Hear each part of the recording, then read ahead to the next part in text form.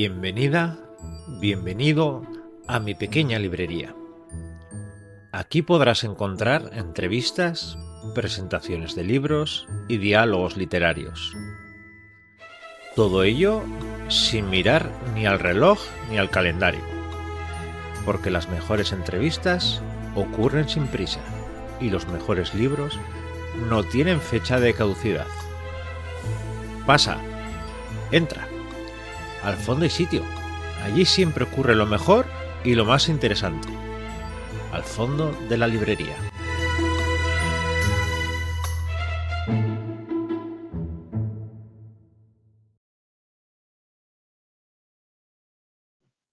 Muy buenas noches.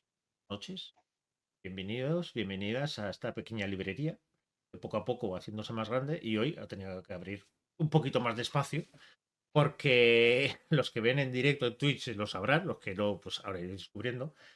Tengo a 4 invitados, 8 manos de un kraken, que han escrito una novela maravillosa que se llama La ceguera de Cira.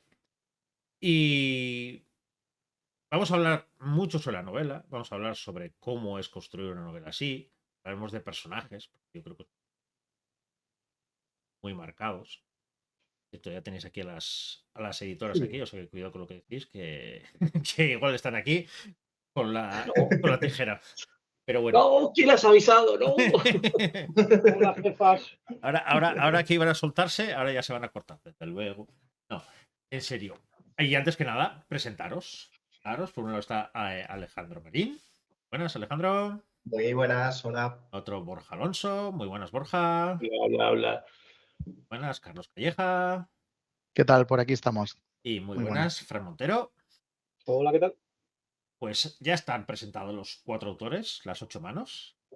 Y las presentaciones suele hacer un juego, que es que que el autor decida qué diría de él uno de los personajes. Pero claro, teniendo 4 autores aquí, pues es mucho más divertido coger un personaje y uno de los autores y el resto que creen que dirían. Así para que vayamos entrando un poco en ambiente. Uno de los personajes que tiene más personalidad de esta novela, que es Pardibaum. ¿Qué creéis que diría, por ejemplo, de Alejandro? Un habitante de la pretérita Tierra. Qué refrescante. ¿Cómo ha sobrevivido a estos eones plagados de guerra y conflicto? Bueno, sería bastante amable, entonces, para lo que es él, bastante amable. Bueno, igual lo revienta luego. Pardibaum en el sentido... Igual eso parece de puñetazo. Que Pardibaum en sentido es como Vegeta, así que yo creo que tanto Alejandro como que cada uno de nosotros nos vería como meros insectos. Puede ser. Le pega, sí. Algún comentario sí le suele pegar, que la novela ya hay unos cuantos que dices, ostras, se queda a gusto. El siguiente sería personaje, Alice, ¿cómo no? ¿Y qué creéis que diría Alice de Carlos? Que es igual de tenante que ella.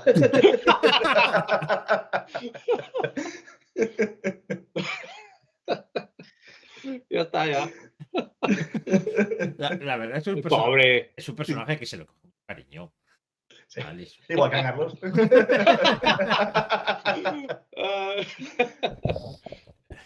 ¿Algo más creéis que diría esa Alice que tanto torturáis en esta novela? No sé, yo creo que en principio me confundiría con uno de los ojos de Cira, yo creo. Sí, tú se fíes mucho de ti, ¿no? Este tipo no es trigo limpio. Un parpadeante. Luego Lo de hablaremos no de trigo limpio párpado. es un chiste involuntario, Carlos. Total. Siguiente. Ise, otro de los personajes potentes. ¿Qué crees que diría de Fran? Hostia. Yo creo que Tise intentaría alistar a Fran, porque Fran sí. es un... Le diría, tú has visto lo que hay detrás. Tú lo sabes. Vete para aquí. Pero Vete para aquí que vemos pruebas. También inteligencia. Yo eso de correr no... Vale. No. Ya tengo un despacho para ti. Eres un revolucionario de salón. Sí, exacto. Yo la revolución la hago sentado. ¿Revolución sentada o no es? Se lo llevaría al despachito, sí. Hostia. Y por último, hay un personaje también potente, que sería Sonnenwald. ¿Creéis que diría de Borja? Hostia. A este tipo me lo atáis en corto. No se fiaría mucho. No se No, fiaría, se ¿no? fiaría. No sabe de dónde sale, pero no lo quiero hacer. Pero de ningún sitio bueno. Bueno, Póngamelo bien controladito y con un Pues yo dron creo, espía, por fíjate, favor. yo creo que lo utilizaría porque Borja es puro caos. Y yo creo que le vendría bien para sus planes. Mm. Cuidado. y ese lado estratega que tiene así, pues vendría bien. Siempre me suele gustar hablar sobre los orígenes de las novelas. Claro, normalmente suele ser cuál es la idea donde nació la novela. Pero claro, igual la primera pregunta es ¿quién tuvo esa primera idea? O si primero fue el huevo y la gallina, primero fue el grupo y luego la idea, o primero fue la idea y luego creas el grupo de escritura. Primero fue el café. Bueno, Es así. Sí, un café. eso básico. Primero fue el café. Por favor. Estábamos en a ver, nosotros nos conocemos de una academia de narrativa, de Caja de Letras. Ujú. Y nos hicimos amigos allí y estando en el CIELSI los cuatro tomando un café después de comer, pues dijimos de escribir un relato entre los cuatro en el que supiéramos cómo empezaba y cómo terminaba, no supiéramos nada en medio y que echáramos al azar qué partes, que 25% del relato escribíamos cada uno, pero luego además como norma añadida no podíamos hablar ni con el de antes ni con el de después. Ujú. O sea, podíamos leer lo que habían escrito, pero no podíamos preguntarles qué pensaban hacer ni nada. Y bueno, de ahí salió un relato que después de un par de rechazos y un par de convocatorias acabaron cogiendo en otra. Y de ahí pues acabó saliendo la novela. Espero que el relato no fuera esto. Vamos. No, el relato concretamente son los capítulos 1 y 3. Vale, vale. Sí. Por- Sí. Porque iba a Sí. decir, joder, a mí se me va de las manos los relatos, pero lo vuestro ya es un poco exagerado. No, Vale, tuvisteis esa idea, pero claro, para eso hay que crear un montón de cosas. Hay que crear un escenario, hay que crear un mundo, hay que crear personajes, hay que crear todo.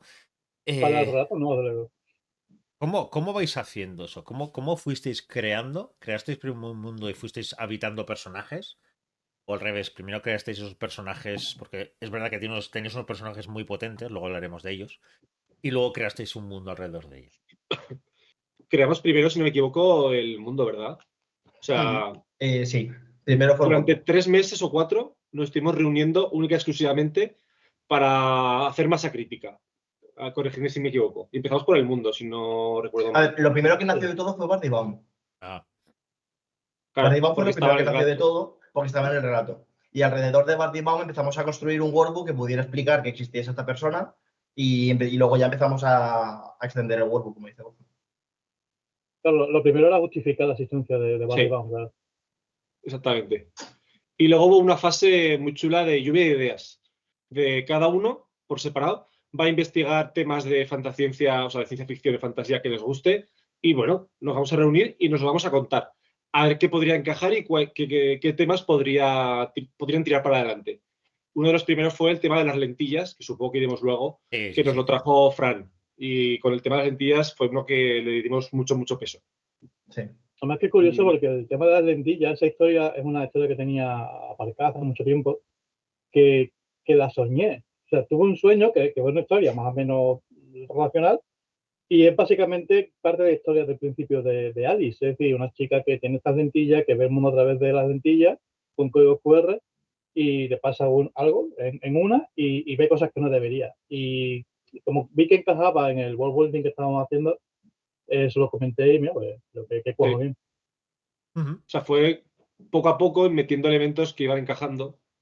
Otro muy fuerte que eso vino de la mano de Carlos fue Thais.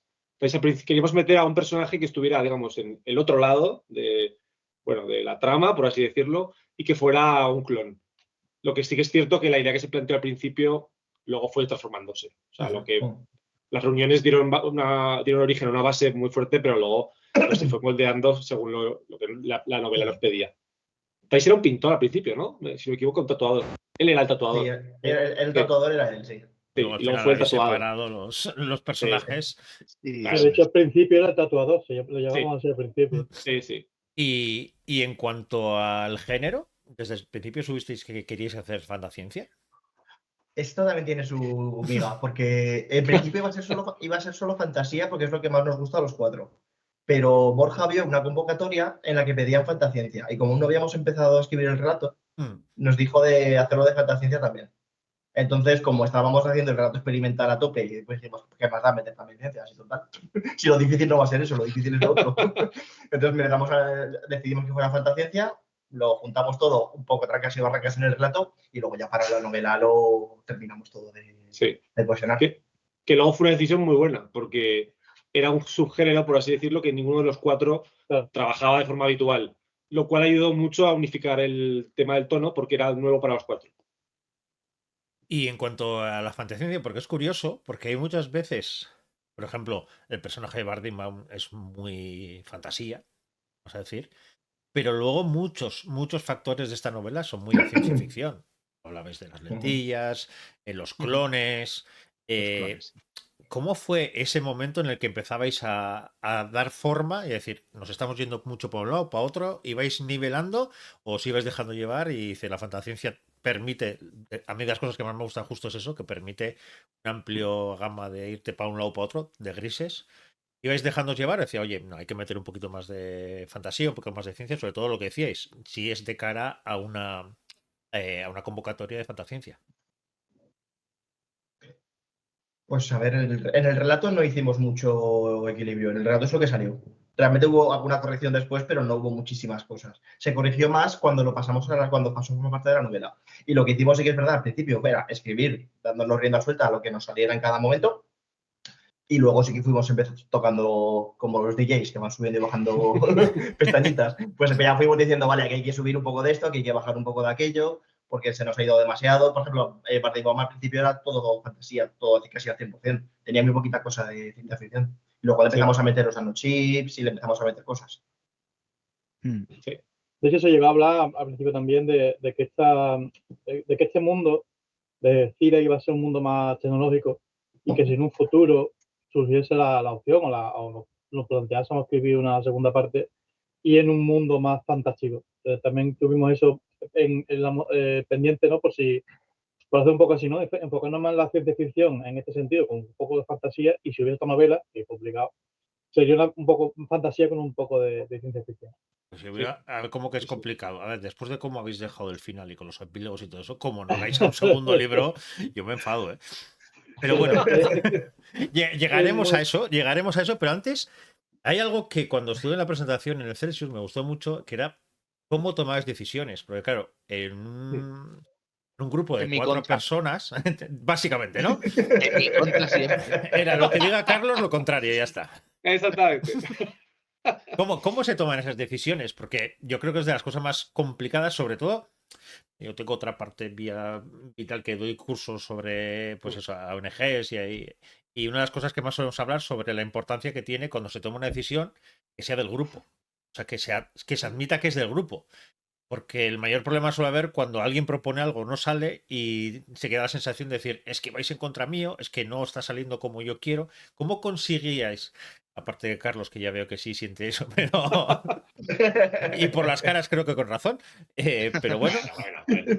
Pero ¿cómo conseguíais ese llegar a puntos de sobre todo en un proyecto tan potente que creo que dijisteis durante 2 años que estuvisteis trabajando en el proyecto? ¿Cómo llegáis a conclusiones? Sobre todo para seguir pensando que es el proyecto de los 4 y que seguís tirando para adelante. Claro. Al principio estaban las eternas e infinitas fases de discusión.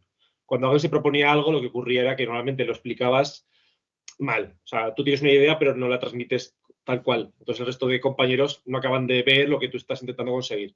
Entonces nos reuníamos, hacíamos videollamadas, hacíamos audios para intentar dejar claro exactamente qué es lo que queríamos, qué es lo que quería hacer uno y por qué eso era una buena idea.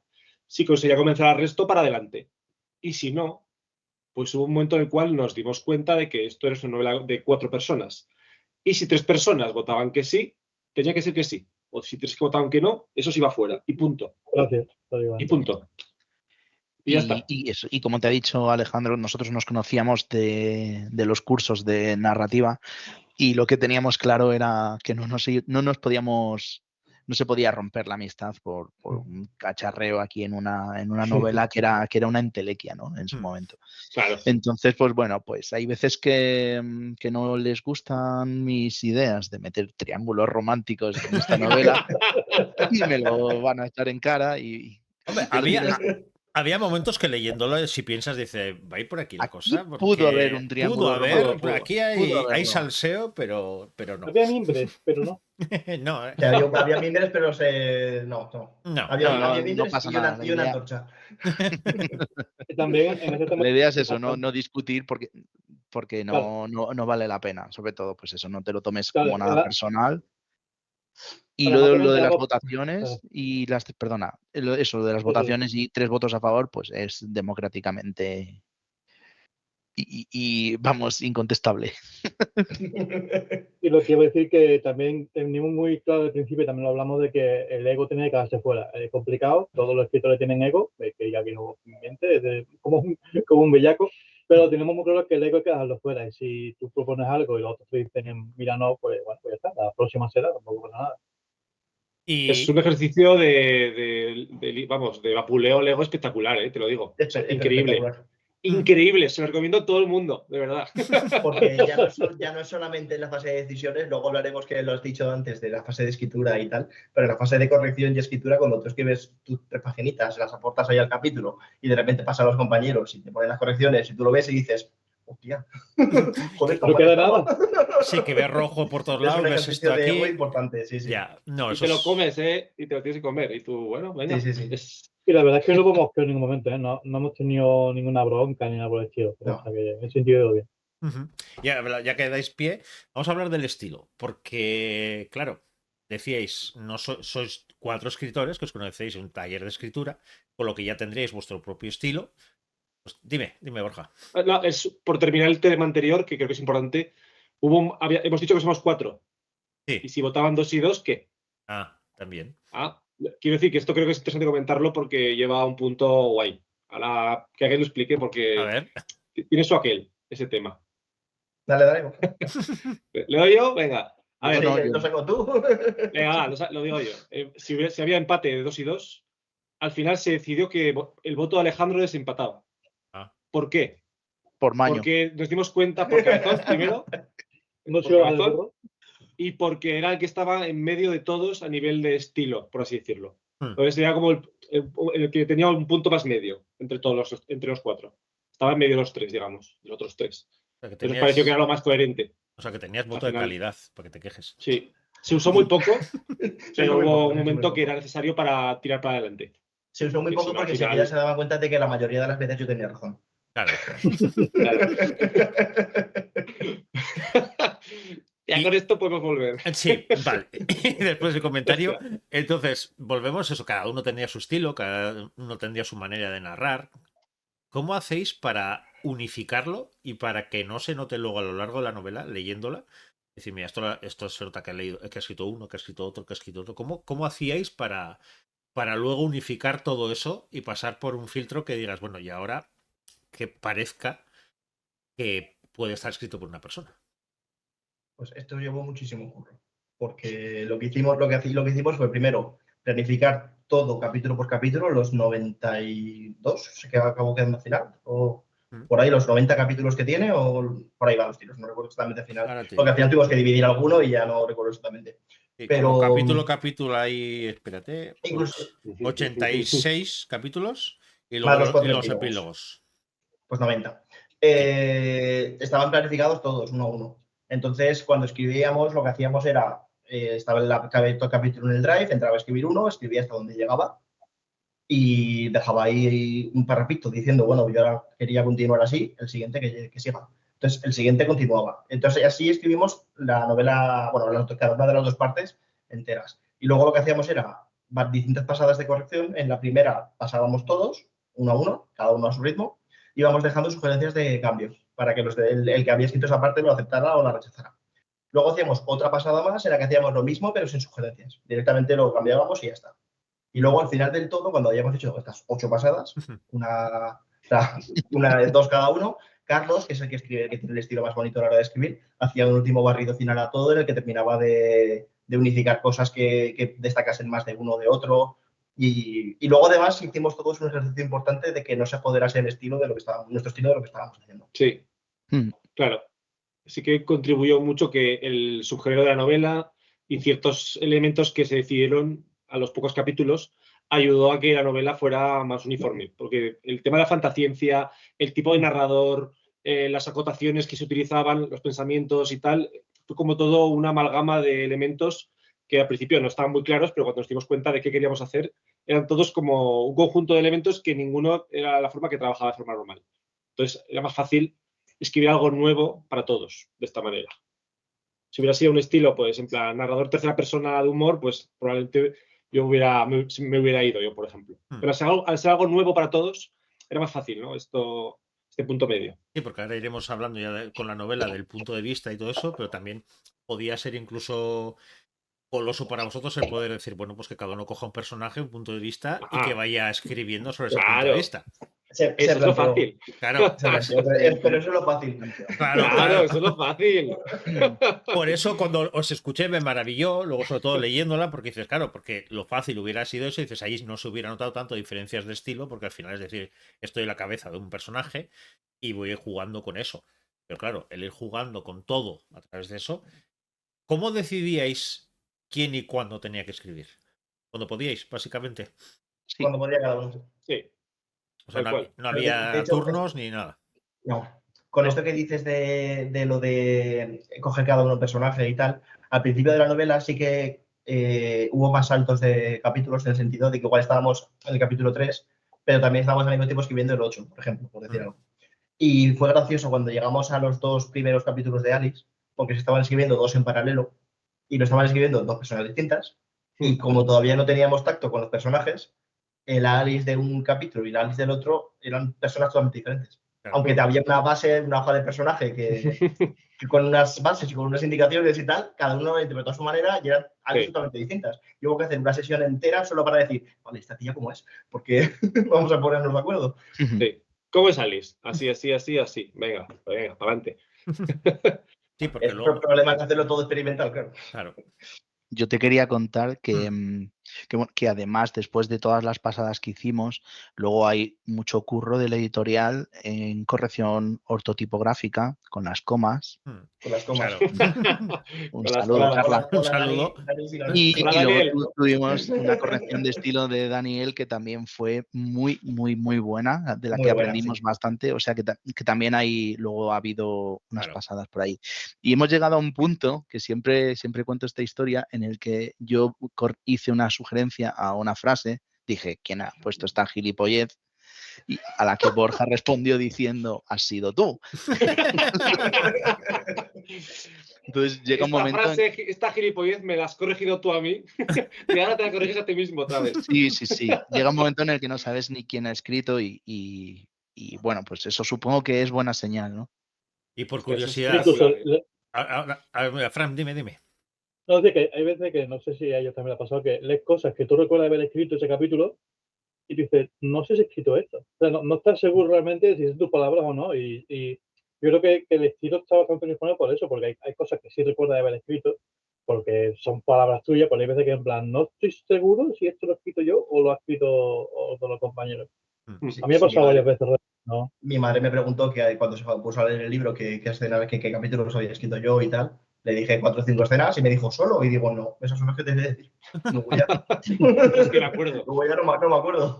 Sí. Pues claro, luego hubo veteos y por ahí, entonces llega un punto que es que ya no sabes quién ha metido mano en cada momento. Es muy loco eso y mola cuando te da esa sensación. Antes de seguir, que sepáis que Carla está por aquí y ha dicho que ella también te quiere, Carlos.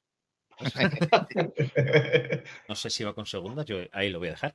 Pero, y ya para acabar esta sección, ¿cómo ha sido volver a escribir después de escribir tanto tiempo juntos? Si habéis empezado a escribir por separado. Claro, porque una vez cogido los hábitos de estar todo el rato hablando y corrigiendo, ¿cómo es volver a la soledad de un folio en blanco? Hostia, yo, a ver, he tenido que hacer un paso atrás y volver a la zona de confort, por así decirlo, porque se me hacía muy raro. O sea, yo me puse a escribir una novela en plan mastodóntica también, con volver desde cero, con mucho trabajo y no pude. Dije, no puedo, espera. Se me ha olvidado cómo funcionaba esto. Entonces tengo que volver a una novela, estilo lo que me gusta a mí, para poder rodar más fácil. Eso sí, me he dado cuenta de que toda esta experiencia de 2 años coges muchas cosas, muchas herramientas. Sobre todo, ahora Carlos se va a reír, que ahora planifico un poco más, incluso bastante diría, que lo que hacía en su momento. Ahora le pones nombres a los capítulos. No, sí. Les pongo nombres y luego los quito. Ojo. Los pongo. ¿Qué te parece esa? Pues yo te quería contar. Bueno, yo como no escribo, no sé escribir solo. Escribo con gente, me lo paso bien y trabajan para mí mis minions.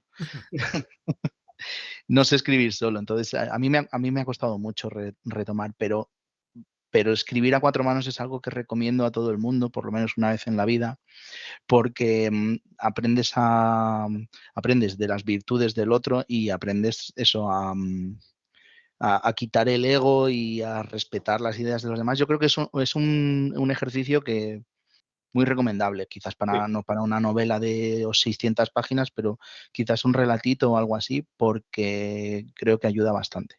Se aprende y además mucho, se aprende y te diviertes. Se aprende un montón. Una pasada, o sea, aprendes un montón de historias de ¿por qué este está haciendo esto así? Y se lo preguntas, no, es que de esta manera la idea que quiero hacer en el lector es que se piense que el personaje está asustado, pero luego y tú, vale. Yo he de decir que yo ahora he tomado un montón de cosas también de Borja y hay veces que escribo sin que haya 500 palabras de planificación por capítulo. Me invento los nombres según los estoy escribiendo, esas cosas loquísimas. Sí, Carlos hace 2 años que escuchará esto. Bueno, Sí, lo refiero en una bolsa, porque es la que han quedado seguro. Es que además, siguiendo un poco la línea de lo que dice Carlos, perdona, Aritz, Sí. es que además para escribir a 4 manos necesariamente tienes que hacerlo con un amigo. O con un amigo, alguien que te lleves bien. Alguien que no puede ser cualquier persona, tiene que ser una persona con la que tengas mucha confianza y con la que... Entonces, al final, cuando escribes a 4 manos, también, aparte del rato de escribir, pasas mucho rato hablando con tu amigo. Claro. Mucho rato con tus amigos, con quien escribes. O sea, me refiero que es una experiencia que está muy bien porque aporta muchas cosas a muchos niveles.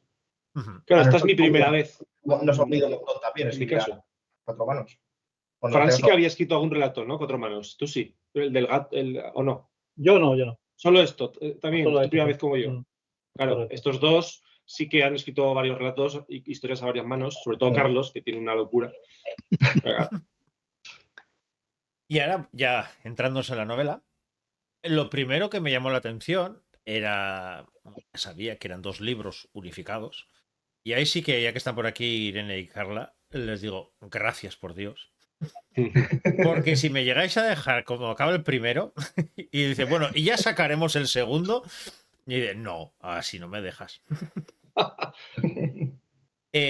¿Cómo fue el momento ese en el que decidíais en qué punto cortar la historia? Porque es verdad que en esa primera novela, ahora hablaremos de la historia y todo eso, pero van como 2 caminos que se van dando y llega en el momento justo en el que se van juntando los caminos, de repente dices, ¡hala! Fundido a negro.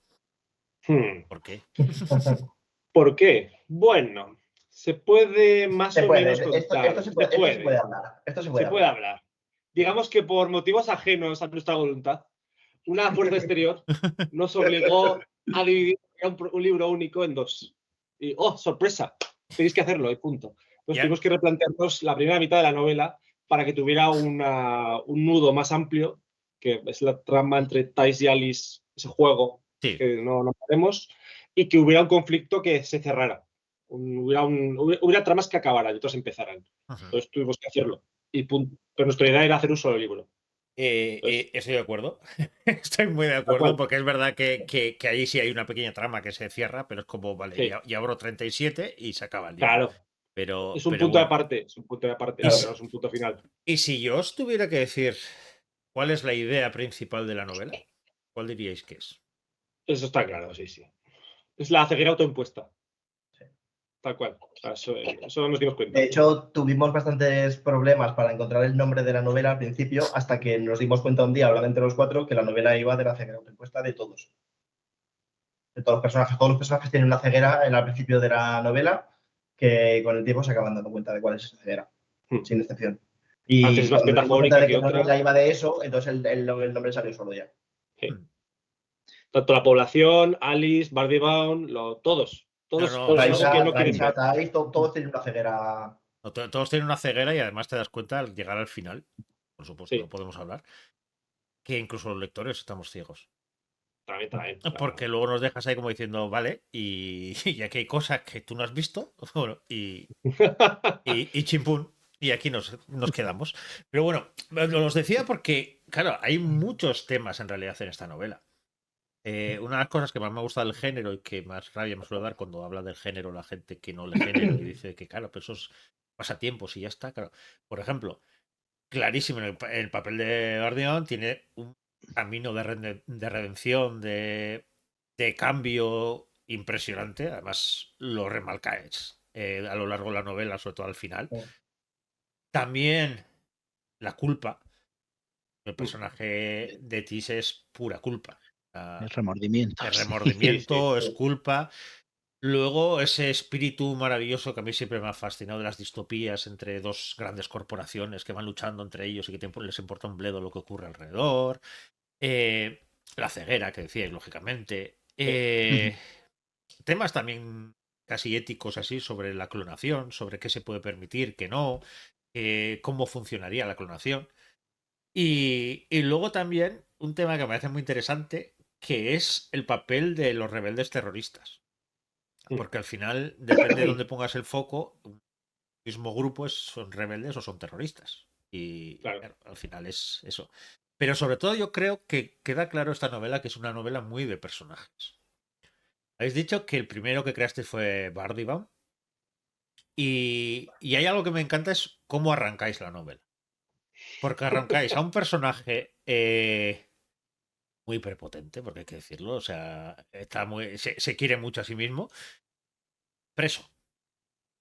Claro. Y ya está. Y dices, ¿qué ha pasado aquí? ¿Cómo, de repente, qué ha pasado? ¿Cómo fue eso? Claro, cuando te dicen, no, y ahora va a ser una novela de 500 y pico páginas, pues iré metiéndose en el mundo poco a poco, iréis entrando. Ala, no, metéis ahí. ¿Cómo fue? ¿Es por esa idea del relato luego que se ha ido ampliando? ¿O Sí. queríais crear ese personaje en esa situación? No. Viene del El relato relato. empezó así fuera. Sí. Ya O sea, no teníamos tema para el relato hasta que un día Carlos, el verano del 21, nos dijo que había soñado que era un preso italiano durante la Segunda Guerra Mundial. Ah, mira. Es verdad. Entonces, Oye, lo que da vuestros sueños. Ya ves. Cogimos la idea del preso y decidimos que iba a ser que la idea del relato era que teníamos al personaje preso, que se quiere escapar porque está convencido de que es inocente, y al escapar se da cuenta de que es culpable. Esa era la idea del relato. Esa era la premisa del relato. Eso era todo lo que sabíamos. No sabíamos nada más. Entonces el personaje empezaba preso y Borja se inventó a Bordego. Sí que es verdad que me acuerdo que me apetecía dejar muy claro que hubiera fantasciencia, entonces tenía que meterlo ya, o sea, en las 3 primeras líneas tenía que pasar algo así. Y en su momento ya tenía la idea de explorar las posibilidades de un personaje que fuera hiperpoderoso. Porque era algo que en las academias de escritura y tal te suelen sugerir que eso no funciona nunca, que no se puede hacer. Que no puedes ponerle un punto de vista a un dios, por así decirlo. Y dije, ¡ah, sí! Pues venga, ¡pum! Aquí está. Hágame el cubo. Por culo. Claro que ya sí. está, exactamente. Sí, tal cual. Fue un poco por experimentación. Luego sí que es cierto que hubo mucho trabajo para poder darle a eso un sentido narrativo. O sea, a ese personaje le hemos dado muchas vueltas hasta que por fin ha funcionado. Al principio no funcionaba, ¿eh? Y no lo volvería a hacer. Cuando hablabais. De verdad, no lo volvería a hacer eso. Lo haría de otra manera ahora. Sí, unía mucho lo que hablabais del escritor con Bardion. Porque al final, vosotros sois un poco, cada escritor, tienes tu mundo, tienes las posibilidades, infinitas posibilidades, pero como le pasa a él, llega un momento que se limitan las posibilidades. No puedo hacer todo lo que quiera. Sí. Entonces, una persona que está acostumbrada a hacer lo que quiera, cuando quiera y como quiera, de repente le quitas todo eso y le dices, y ahora, encima tienes que apoyar en otras personas para conseguir lo que quieres, porque tú solo no puedes. Entonces el sopapo de ego también para Bardimau es curioso. Pues sí, es gargantesco. Sí. Y ahí es tremendo. Arranca, como decíamos, como dos caminos, porque el otro es el personaje de Alice. La pobre Alice. ¿Qué? ¿Le teníais Pobre. manía así a la pobre desde el principio? ¿O? Yo creo que ya se lo busca solita. Sí, solamente quería juguetear un rato. O sea, si no quería hacer Es otra que cosa. necesitábamos un personaje totalmente opuesto a Barribán, porque como dice Borja, escribir sobre un personaje que es súper poderoso es complicado, porque al final te puedes meter como si fuese Dragon Ball Z y meter cada vez un enemigo más poderoso y otro más poderoso y no tiene ningún sentido. Entonces nos hacía falta, por un lado, bajarle los humos a Barribán y buscarle también la norma de su zapato en cuanto a personalidad. Es decir, tenemos a alguien súper poderoso y tenemos a una persona normal y corriente. Entonces Alice nace como eso, como contraposición a Bardivan.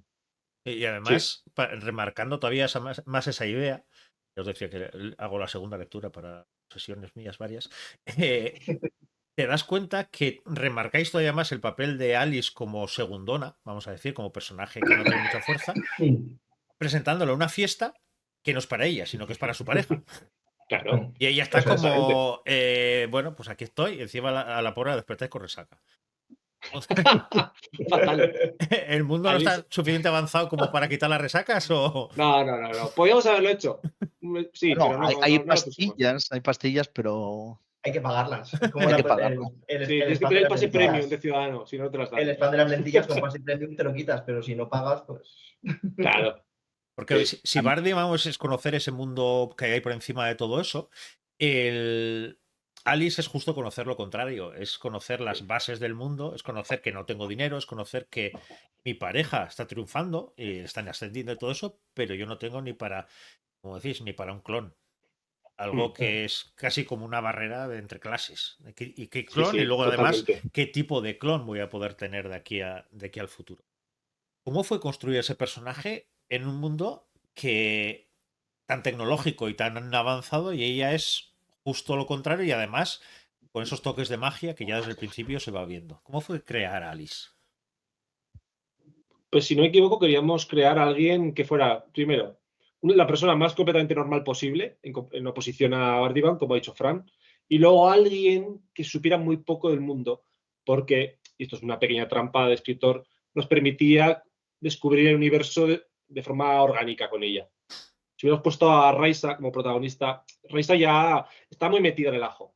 Entonces no nos permitía, digamos, explicar ciertas cosas de forma natural al lector. Entonces nos venía, vamos, como anillo al dedo la existencia de Alice. Y el tema de su personalidad y tal, no sé si alguno podéis dar más datos de cómo lo hicimos y tal, o por qué elegimos que fuera una artista, de hecho, en un futuro tan avanzado. A ver si alguno de vosotros puede decir algo más del tema. No recuerdo. No recuerdo. El caso es que para mí Alice representa, o sea, es el personaje que yo creo que es más fácil de extrapolar con cada uno de nosotros y yo creo que de alguna manera ella sufre los problemas que nuestra sociedad sufre. Sufre la obsesión por la vestimenta o por el aspecto, ¿no? Con estas lentillas que te permiten cambiar tu aspecto, sobre todo eso, el aspecto que todos los demás ven de ti. Y bueno, pues vive en un apartamento pequeñito, no tiene clon porque esta gente trabaja durante toda su vida para conseguir un clon. Digamos que es dar el salto a la inmortalidad, pero nosotros quisimos dar el salto hacia una hipoteca más gorda, ¿no? Sí. Que compras un clon, pero tienes que seguir trabajando para poder seguir pagándolo, porque si no se te va a quedar obsoleto, vas a perder todas estos avances premium que mencionaba Borja y vas a ser un don nadie. Digamos que es una espiral de... Es una Entonces, trampa, ¿eh? Sí. es una trampa más, como todas las que tenemos nosotros. Yo creo que es el personaje que más fácil eso puede casar con nuestra sociedad. Y esa es la historia. O sea, yo creo que esas son las pinceladas básicas de Alice. Sí. Sí. Con respecto a lo de que sea artista, que decías, si no recuerdo mal, que me corrija alguno de estos porque al final son varios años ya, han pasado unos cuantos años. Si no recuerdo mal, el tema nació como una característica que la permitía darle una voz y un tono totalmente distintos a Bardigón. Bardigón es un bruto, es un burro. Es un tío que su estrategia preferida es el modo ariete, ¿vale? Entonces, poner a una persona que se dedicase al arte aunque además ni siquiera de manera profesional, o sea, se dedica al arte por vocación, porque le gusta, y en mi casa pinto como nosotros escribimos. O sea, ella pinta cuando hace olo pintura. Eso si no recuerdo mal, se hizo precisamente para distanciarla todavía más en tono y en esto y la voz a Bardem. Hay un detalle adicional a eso, que me acordé después. También lo hicimos como un medio para justificar más acciones que hace un poco más adelante Alice. Es decir, ella trabaja creando ese spam que ella misma detecta, y el hecho de que fuese artista es para hacer un contraste con su propio trabajo. Es decir, su trabajo está usando su arte para hacer cosas que no le gustan. Entonces, también para darle ese trasfondo de me encanta el arte, pero odio lo que estoy haciendo con mi arte con esto. Por eso, en mi tiempo libre lo uso para un arte más personal para mí. También fue por eso por lo que... Sí, es verdad, es verdad. Y ahora me he acordado que, claro, queríamos una persona normal, pero al final y al cabo va a ser una protagonista. Entonces queríamos darle algo un poco diferente al resto para que destacara. Entonces dijimos, vale, ¿qué es lo que la gente no va a hacer en esta sociedad? Pues arte, porque no tiene ningún sentido, dado el mundo en el que viven. Pues bueno, entonces lo hacía un poco más diferente. Sin darle poderes mágicos, un pelo pinchudo de colores ni cosas así, que eso pasa ya en un anime, pues le intentemos dar alguna característica un poco especial, un poquito solo, para poder distinguirla un poco. Sí, respecto a eso, yo también pensé, también un poco lo que decías, Carlos, que es casi como vuestro alter ego en esa parte, sobre todo la que escribimos, pero tenemos que tener un trabajo aparte para escribir, y luego en la soledad de tu casa es cuando le das a tu arte, intentas hacer algo. Sí, tengo que decirlo, sin decir lógicamente por qué, me encanta el final que le dais a esa parte del arte. Lo dejo ahí. El que quiera leerlo, que lo lea. Pero me gusta mucho porque me parece una reflexión muy chula, o al menos yo me lo tomo así, sobre lo efímero que tenía el arte de Alice al principio y luego cómo va cambiando y todo eso. Me gustó mucho esa reflexión. Pero bueno. Está bien tirado, ¿eh? Sí, pues muchas gracias. Esta típica cosa quedará que... marcado allí para siempre. Sí, es muy, muy chulo. Y claro, esos dos personajes principales tienen casi como alter egos. Alice tiene a Raisha. Y Bardiman, aunque parece que va tan sobrado él consigo mismo, pero sí tiene un personaje, Scarvid, que es casi como el personaje que le intenta poner el freno, o por lo menos decirle, no seas tan bestia, piensa un poco, no lo consigue normalmente, pero bueno. ¿Cómo fue crear ese alter ego? Porque claro, Alice decimos que es esa parte más artística y así, y justo su pareja es el lado contrario, es la parte más militar, la parte más de las Fuerzas Armadas, y Bardim, aunque es lo más, vamos a decir, salvaje, en cambio tienes a Arvid, que es más estratega, que es más piensa de cara al futuro, que se va a conseguir con la empresa, con todo eso. ¿Cómo fue crear ese tipo de personajes para jugar con ellos, con los personajes principales? Son básicamente opuestos, ¿no? Sí. Es un poco la base era opuesto. partir del opuesto, tal cual. O sea, la primera idea es algo opuesto al personaje, y a partir de ahí ya pues vamos a darle forma. Arvid apareció, si no me equivoco mal, cuando lo escribió Carlos, ¿puede ser?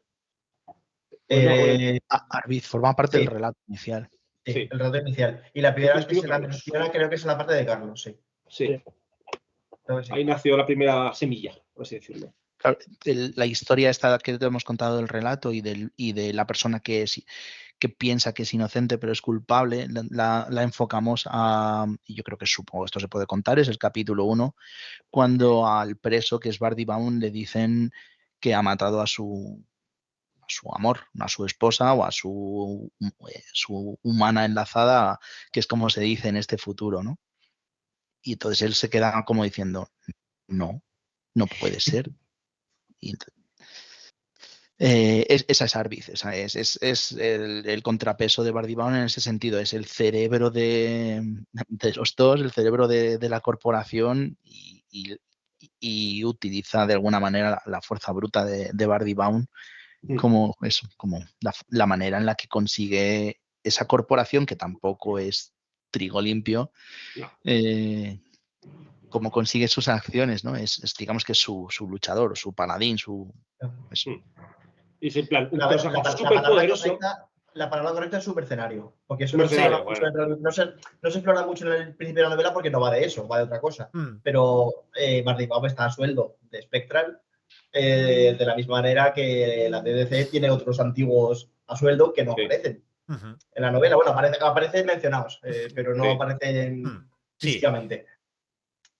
Y ahí, Pero bueno, era eso. y ahí sí quería comentaros de cara a Arvid, porque aparece poquito en la novela, pero me gusta mucho cómo jugáis con ese personaje como jefa, vamos a decir, de esa corporación, cuando habla como jefa de corporación, cuando habla como persona con poder y cuando habla con Bardivan, porque son dos personajes completamente diferentes, Claro. o sea, son dos voces completamente diferentes que me encanta el ver cómo es casi entre maternal con él y a veces más que maternal, con unas ganas de darle unas collejas que no veas.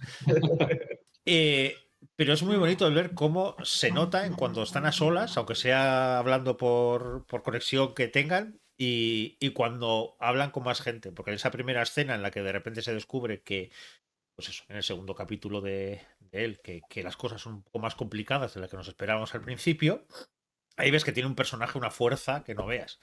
Y en Claro, cuanto es que- hablan a solas, le ves en la parte humana de Arvid.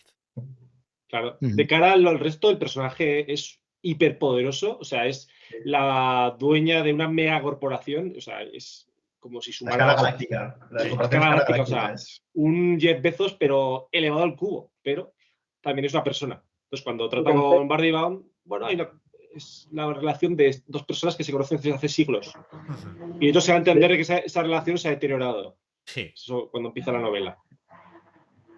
¿Qué querías decir, Fran? Perdona. No, que es una tontería en verdad, pero me atrevería a decir que inconscientemente la parte de Arvid que es más, digamos, la que trata con Marty Baum, que la trata en plan, a ver, pues, yo creo que inconscientemente puede ser un reflejo de nuestras parejas, en plan, tienen que aguantar a estos cuatro imbéciles, ¿sabes? Yo creo que hemos volcado un poco el cómo las vemos al paciente y al mismo tiempo, mira, no, vas esto, lo otro, en Arvid. No sé, no sé. Me da la sensación de que hay muchas cosas que se han filtrado de los cuatro sin que nadie nos demos cuenta. Eso sí, eso pasa siempre. Hay una cosa que, Puede ser. sin decir ni qué momento ni nada, pero hay un detalle que me encanta de Bardi Baum, que es un diálogo con Arvid y que le dice, que le está diciendo, lo que tienes, Arvid le dice, tienes que hacerlo así, así. Dice, no, voy a hacerlo así. Dice, tengo un plan B. Y el plan B va a ser así y así. Y ella le dice, no va a haber más planes. El C va a ser el que digo yo. Y dice, vale, vale. Y cuando cuelgan, o sea, es cuando dice él, ya tengo que pensar en plan B. Como diciendo, yo no puedo en ningún momento el dar el brazo a torcer porque quiero hacerlo como me dé la gana. No tengo ni idea qué voy a hacer, Sabía que pero, ibas a decir eso. pero es Sí. algo que me encanta. Y Queríamos luego darle durísimo. O sea, Sí. está todo hecho para que cuando llegue la hostia sea ¡pum! Contra el suelo. ¡Hala! Espabila. hay un Sí, detalle que me exagerado, gusta mucho exagerado. volviendo a Alice, que empieza como casi como un chiste, que es el spam, que va surgiendo a la pobre de vez en cuando, que está hasta las narices del spam, trabajando de ello también. Y luego te das cuenta que tiene mucha más importancia de lo que al principio piensas, de lo simbólico que es ese spam respecto al Sí. mundo en el que está viviendo. ¿Cómo fue el jugar con esa idea tan nuestra de hoy en día, que es el spam, de cara a que luego cuando entendemos la historia digas, ostras, lo que decíamos nosotros, la ceguera que tenemos todos, cómo funciona? ¿Cómo fue el meter justo ese detalle tan cotidiano nuestro que es el spam? Porque pensamos en cómo estábamos hoy en día y cómo estaríamos dentro. Si esto sigue, dijimos, bueno, pues si la publicidad te la está metiendo hasta en la sopa, en esto que estamos planteando tiene que ser, ya no en la sopa, en los ojos. Claro. Directamente. Directamente. Ujú. Sí. Claro. Y no lo vas a poder evitar salvo que pagues un pastizal. Pero si una empresa paga más de lo que estás pagando tú, entonces lo vas a ver igual aunque pagues. Entonces necesitas un pase premium plus de Exactamente. Gold para poder. Es una exageración de Y con cosas. respecto a lo. Ya no es tanta exageración, ¿eh? No, No, la eso que te voy a no. decir, tampoco te No, creas la que... que no. Con respecto a lo simbólico que decías, es que en el momento en el que estás hablando de que no se puede hablar, porque ya son Sí. spoilers, quisimos pensar, vale, ahora que ella está en este punto, ¿qué es lo que más podría contrastarle de lo que tenía, lo que tiene y lo que quizá podría volver a tener otra vez? ¿Qué es lo que le podría contrastar más? ¿Qué es lo que más le podría chocar? Ujú. Y era el spam. Sí, Sí, sí, muy Era no, irónico ese momento. Estamos hablando clave de un momento difícil que es muy hablar, irónico. Sí. hablar sin contar es difícil. sí, sí, suele pasar. Y en ese momento que pasan ciertas cosas y todo eso es cuando se complica la vida de Alice. Sí. Sí. También es un momento en el que incluso empezamos a entender por ejemplo, la portada del libro. También al final es muy simbólica esa portada partida por la mitad. Sí. Y ahí conocemos un personaje, casi parece de manera fortuita, que es Tise. ¿Cómo fue? Porque es un personaje. Es muy curioso porque por un lado quiere mostrar una cara amable, quiere mostrar una cara como que esconde mucho al su entorno lo torturado que está él por dentro. ¿Cómo fue crear un personaje en el que tiene una culpa tan grande encima y a la vez le ves esa humanidad que tiene, por ejemplo, en el trato con Alice? Aquí es que es un súper hipócrita. Creo que fue Pau el que nos lo dijo. Este personaje es un súper hipócrita.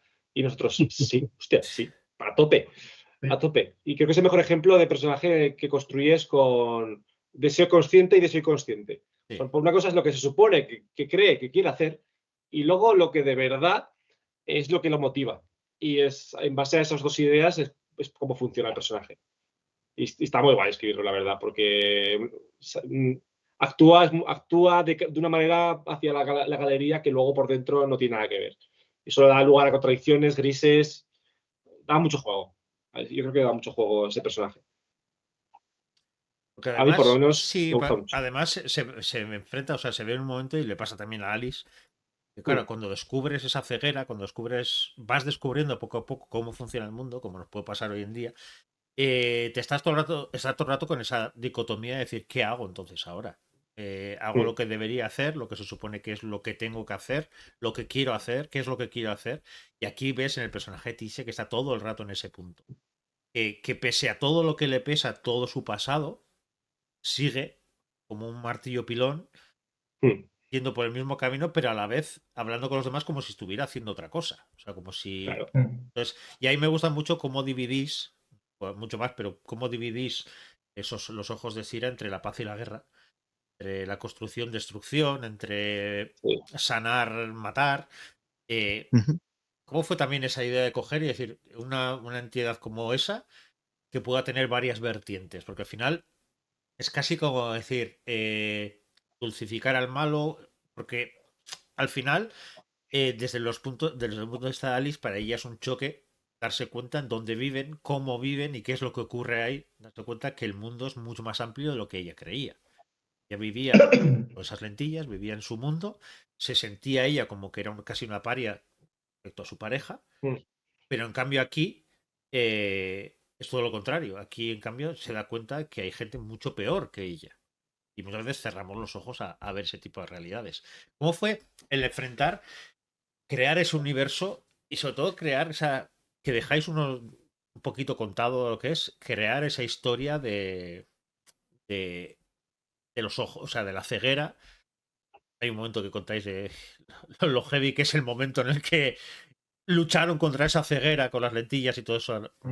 Los padres creadores. Sí, los padres creadores que sí que sutiles tampoco eran, la verdad. No. ¿Cómo fue crear todo ese gran órgano que serían los ojos o la ceguera? ¿Cómo fue crear todo ese universo dentro del universo que habíais creado de ciencia ficción y fantasía? ¿Cómo fue crear justo ese universo?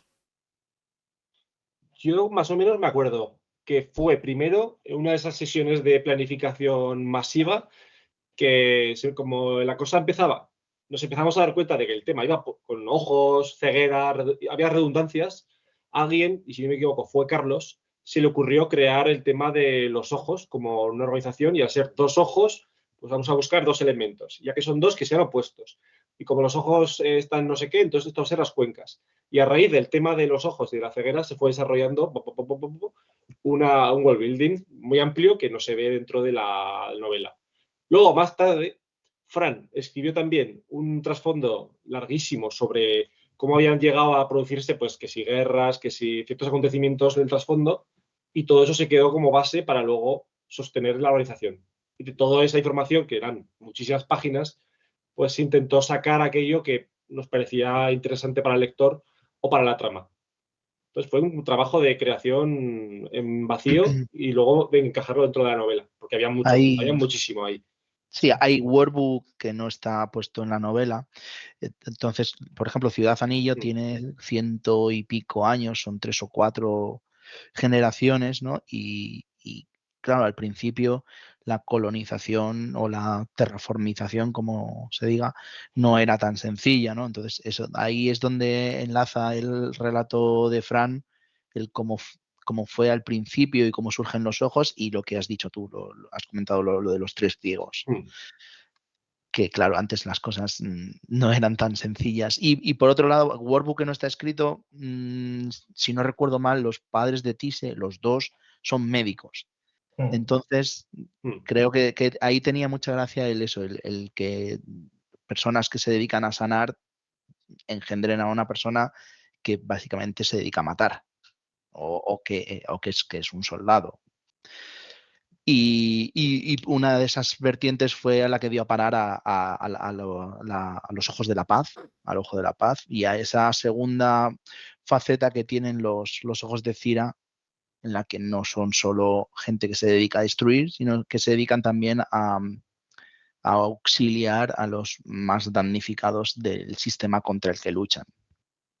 Claro, pues si fueran solo terroristas serían terroristas de bote. O sea, en plan, teníamos muy claro que lo que has dicho tú, esta dualidad rebelde-terrorista, llega un momento en el que se convierte todo en el eje ya de la novela, en el eje que vertebra todo. Si son puros terroristas, es muy complicado que aquello enganche con el lector. Que empatice. Aparte de tenían que tener una pata que sostuviera la empatía. Claro. Que permitiese al lector verse identificado con sus situaciones y con lo que están experimentando. Es lo que he dicho al principio, que depende del punto de vista, pueden ser rebeldes, pueden ser terroristas. Claro. Que se preocupen. O libertadores, ¿no? Sí. Claro, no solamente vencemos al poder establecido para ponernos nosotros y ser igual de tiranos, sino realmente una preocupación por la gente de la ciudad, no digamos por los ciegos, por así decir, ¿no? Por los que están dentro del sistema, sino por ellos y por los que están fuera, que son muchos y que son invisibles a los que están dentro. Entonces, necesitábamos eso, ¿no? Que se preocupasen por la gente para darle humanidad a la organización y un trasfondo correcto. Claro, porque en todo momento no está del todo claro si son buenos o malos, si son simplemente gente que comete errores. Entonces, para que eso fuera creíble, hacía falta pues darle un propósito noble, un objetivo coherente para que aquello fuera creíble y permitiera que la historia fuera oscilando. Porque que si no, pues al final son gente que es, el sistema es muy malo, ponemos bombas. No, eso no funcionaba. Había que meter ahí algo para que, como ha dicho Alejandro, el lector pudiera empatizar. Sí, porque dejáis caer muy poquito, pues eso, cómo es la creación de Cira, esos hexágonos iniciales, cómo fue creciendo, cómo luego lo que ocurrió al final, de esos inicios y todo eso. Y la verdad es que ahí queda una parte muy, muy chula que dices, yo quiero saber más, pero no se puede todavía. Pero, y para acabar con los personajes, quiero hablar de dos que aparecen un poquito, pero cuando aparecen se ganan toda la escena, que es el dúo Arulas Null. Sabía. Porque la química que tienen, dices, o sea, casi como pareja cómica en algún momento, es maravillosa. Porque tienes esa doble entre lo que hablábamos antes, un poco la persona de acción, la persona hacker, vamos a decir, más reflexiva. Y la pobre Arulas lo que sufre cada vez que tiene que hablar con él. Y hay un gesto que me gusta mucho cuando de repente Arulas se mete en el papel supuesto que tienen con la misión que están haciendo y empieza a hablar, que dices, espérate, que tonto, pero mírale que parece que no se entera de nada, pero aquí nos la está metiendo dobla. Sí. ¿Cómo fue? Porque Arulas es un personaje eso que aparece un poquito, que es casi como, vamos a decir, como esa marginalidad de la novela, pero luego le dais una importancia muy potente a la hora de vamos a decir, el acto final de la novela. Pues cuando estábamos en toda la planificación de la fase final, esa fase final de 30 capítulos, que es larguísima, creo que son capítulos muy cortitos, nos dimos cuenta de que necesitábamos un tercer equipo que hiciera una serie de actividades, vamos a decirlo así, con las que no habíamos contado inicialmente, pero que eran necesarias. Pero ya habíamos distribuido a los personajes en distintos equipos. Entonces, llegamos a la conclusión de que no íbamos a meter personajes nuevos en el capítulo 70. Eso no tenía ningún sentido. Que teníamos que utilizar los que teníamos. Y se propuso a Arulas y a Arulf con cierto miedo porque dijimos, bueno, a ver, esta gente cómo encaja. Enganchó Carlos el capítulo en el que se están internando en ese edificio, vamos a dejarlo ahí, y escribió las primeras interacciones entre los dos y la verdad es que, hostia, al principio era un mamarracho la relación entre ambos. Hubo que quitarle algún chiste y porque, o sea, es que era muy divertido escribirlos. Sí. Era divertidísimo escribirlos y cuando algo es tan divertido es peligroso porque te vas. Sí. O sea, realmente has preguntado cómo nació esa idea y fue suerte. Eso fue un encuentro, tal cual, ¿eh? O sea, fue suerte. Llegamos al final de la novela y nos dimos cuenta de que había un agujero de guión que solo se solucionaba con un equipo. ¿Quién va a hacer esto? No puede ser alguien nuevo, tiene que ser alguien que esté ya en la novela y que tenga ya cierta presencia. Hostia, son estos dos. Bueno, vamos a probar a ver qué tal. Esto es la rehostia. Entonces, volvimos para atrás y ampliamos un poco las partes en las que estaban Arulas y Nulz para que tuvieran un poco más de peso de cara a más adelante. Pero fue un hallazgo, vamos, también el mayor hallazgo. Sí, porque comentabais un poco, y es verdad que ese acto final largo de 30 capítulos, que es casi como una especie de circo de 3 pistas, porque vas viendo lo que está ocurriendo en un lado, en otro. Y estos, dentro de la importancia que tienen, le da una frescura para que romper un poco esa gran epopeya que está ocurriendo, que parece que todo está ocurriendo a la vez y todo está... Y tienes este punto de humor también para romper un poco esa... que si no, hubiera sido muy largo ese clímax para conseguirlo. Y la verdad es que son muy divertidos el verlos interactuar y la pobre Arulas como se desespera cada vez que habla con él y que ves que el otro que no, vamos, parece que no tiene ni sangre porque está como, sí, y pues yo calculo y digo, sí, pues no sé cuántos segundos. Y yo, no, igual son alguno más, pero no pasa nada. Y es como, a ver, todo sabiendo lo que les viene encima de bicho y el otro está como, pues bueno, pues aquí estamos. La verdad es que me gustó mucho. En el cálculo inicial. Sí, ese momento fue muy bueno. Es lo que comentabas antes. Vuelve a ser al final juntar dos personajes totalmente dispares. Entonces funcionan muy bien precisamente por eso, porque es que son el día y la noche. Sí. Y una es muy vital, ¿no? Es muy socarrona, es muy luchadora. Y el otro es una computadora con patas. Sí. Entonces, Y respecto a que ya sacamos personajes, respecto al punto de vista, hay algo que me gusta mucho. Por ejemplo, es que en el momento que recuperéis a Raisa, porque es el punto que le dais de entender desde fuera qué es lo que está ocurriendo, intentar entender desde fuera qué es lo que está ocurriendo cuando su mundo se está desmoronando por completo y darte cuenta que las cosas no son tan fáciles como muchas veces se suele ver de que, vale, me fijo en este grupo que además, claro, voy a empatizar con ellos. Te das cuenta que una persona que está al otro lado está sufriendo igual que ellos. Entonces, me gusta mucho el papel que tiene Raisa por eso, porque al final, claro, es fácil cogerle manía en algún momento, pero luego entiendes perfectamente la humanidad que tiene y todo lo que está pasando cuando todo lo que le ocurre. Y yo creo que yo como lector lo agradezco mucho para ver ese otro lado de Cira, en el que nos damos cuenta que las cosas no son tan fáciles, que no es como, bueno, pues apoyo a estos y ya está. Y al otro lado hay mucha gente que también es ciega por la razón que sea, pero que también sufre, que también lo pasa muy mal y que también sufre las consecuencias de un grupo terrorista, lo que ellos consideran un grupo terrorista. Claro. Y unido a eso, quería hablar ya de cara a detalles. Por ejemplo, antes os he comentado que a mí me maravilló poder contar la razón, pero cómo está de cuidado el libro, editado. Simplemente la gente que lo vaya a leer, que se dé cuenta en la figura que tiene Alice alrededor del inicio de cada capítulo, a partir de cierto punto y antes de cierto punto. ¿Por qué tiene antes una figura y por qué tiene otra? Porque cuando lo vas leyendo, y hay veces que ni te fijas, porque como estás acostumbrado a que tengan esas figuras y además la razón que tiene cada figura, pues lo vas entendiendo a la vez que vas conociendo la historia.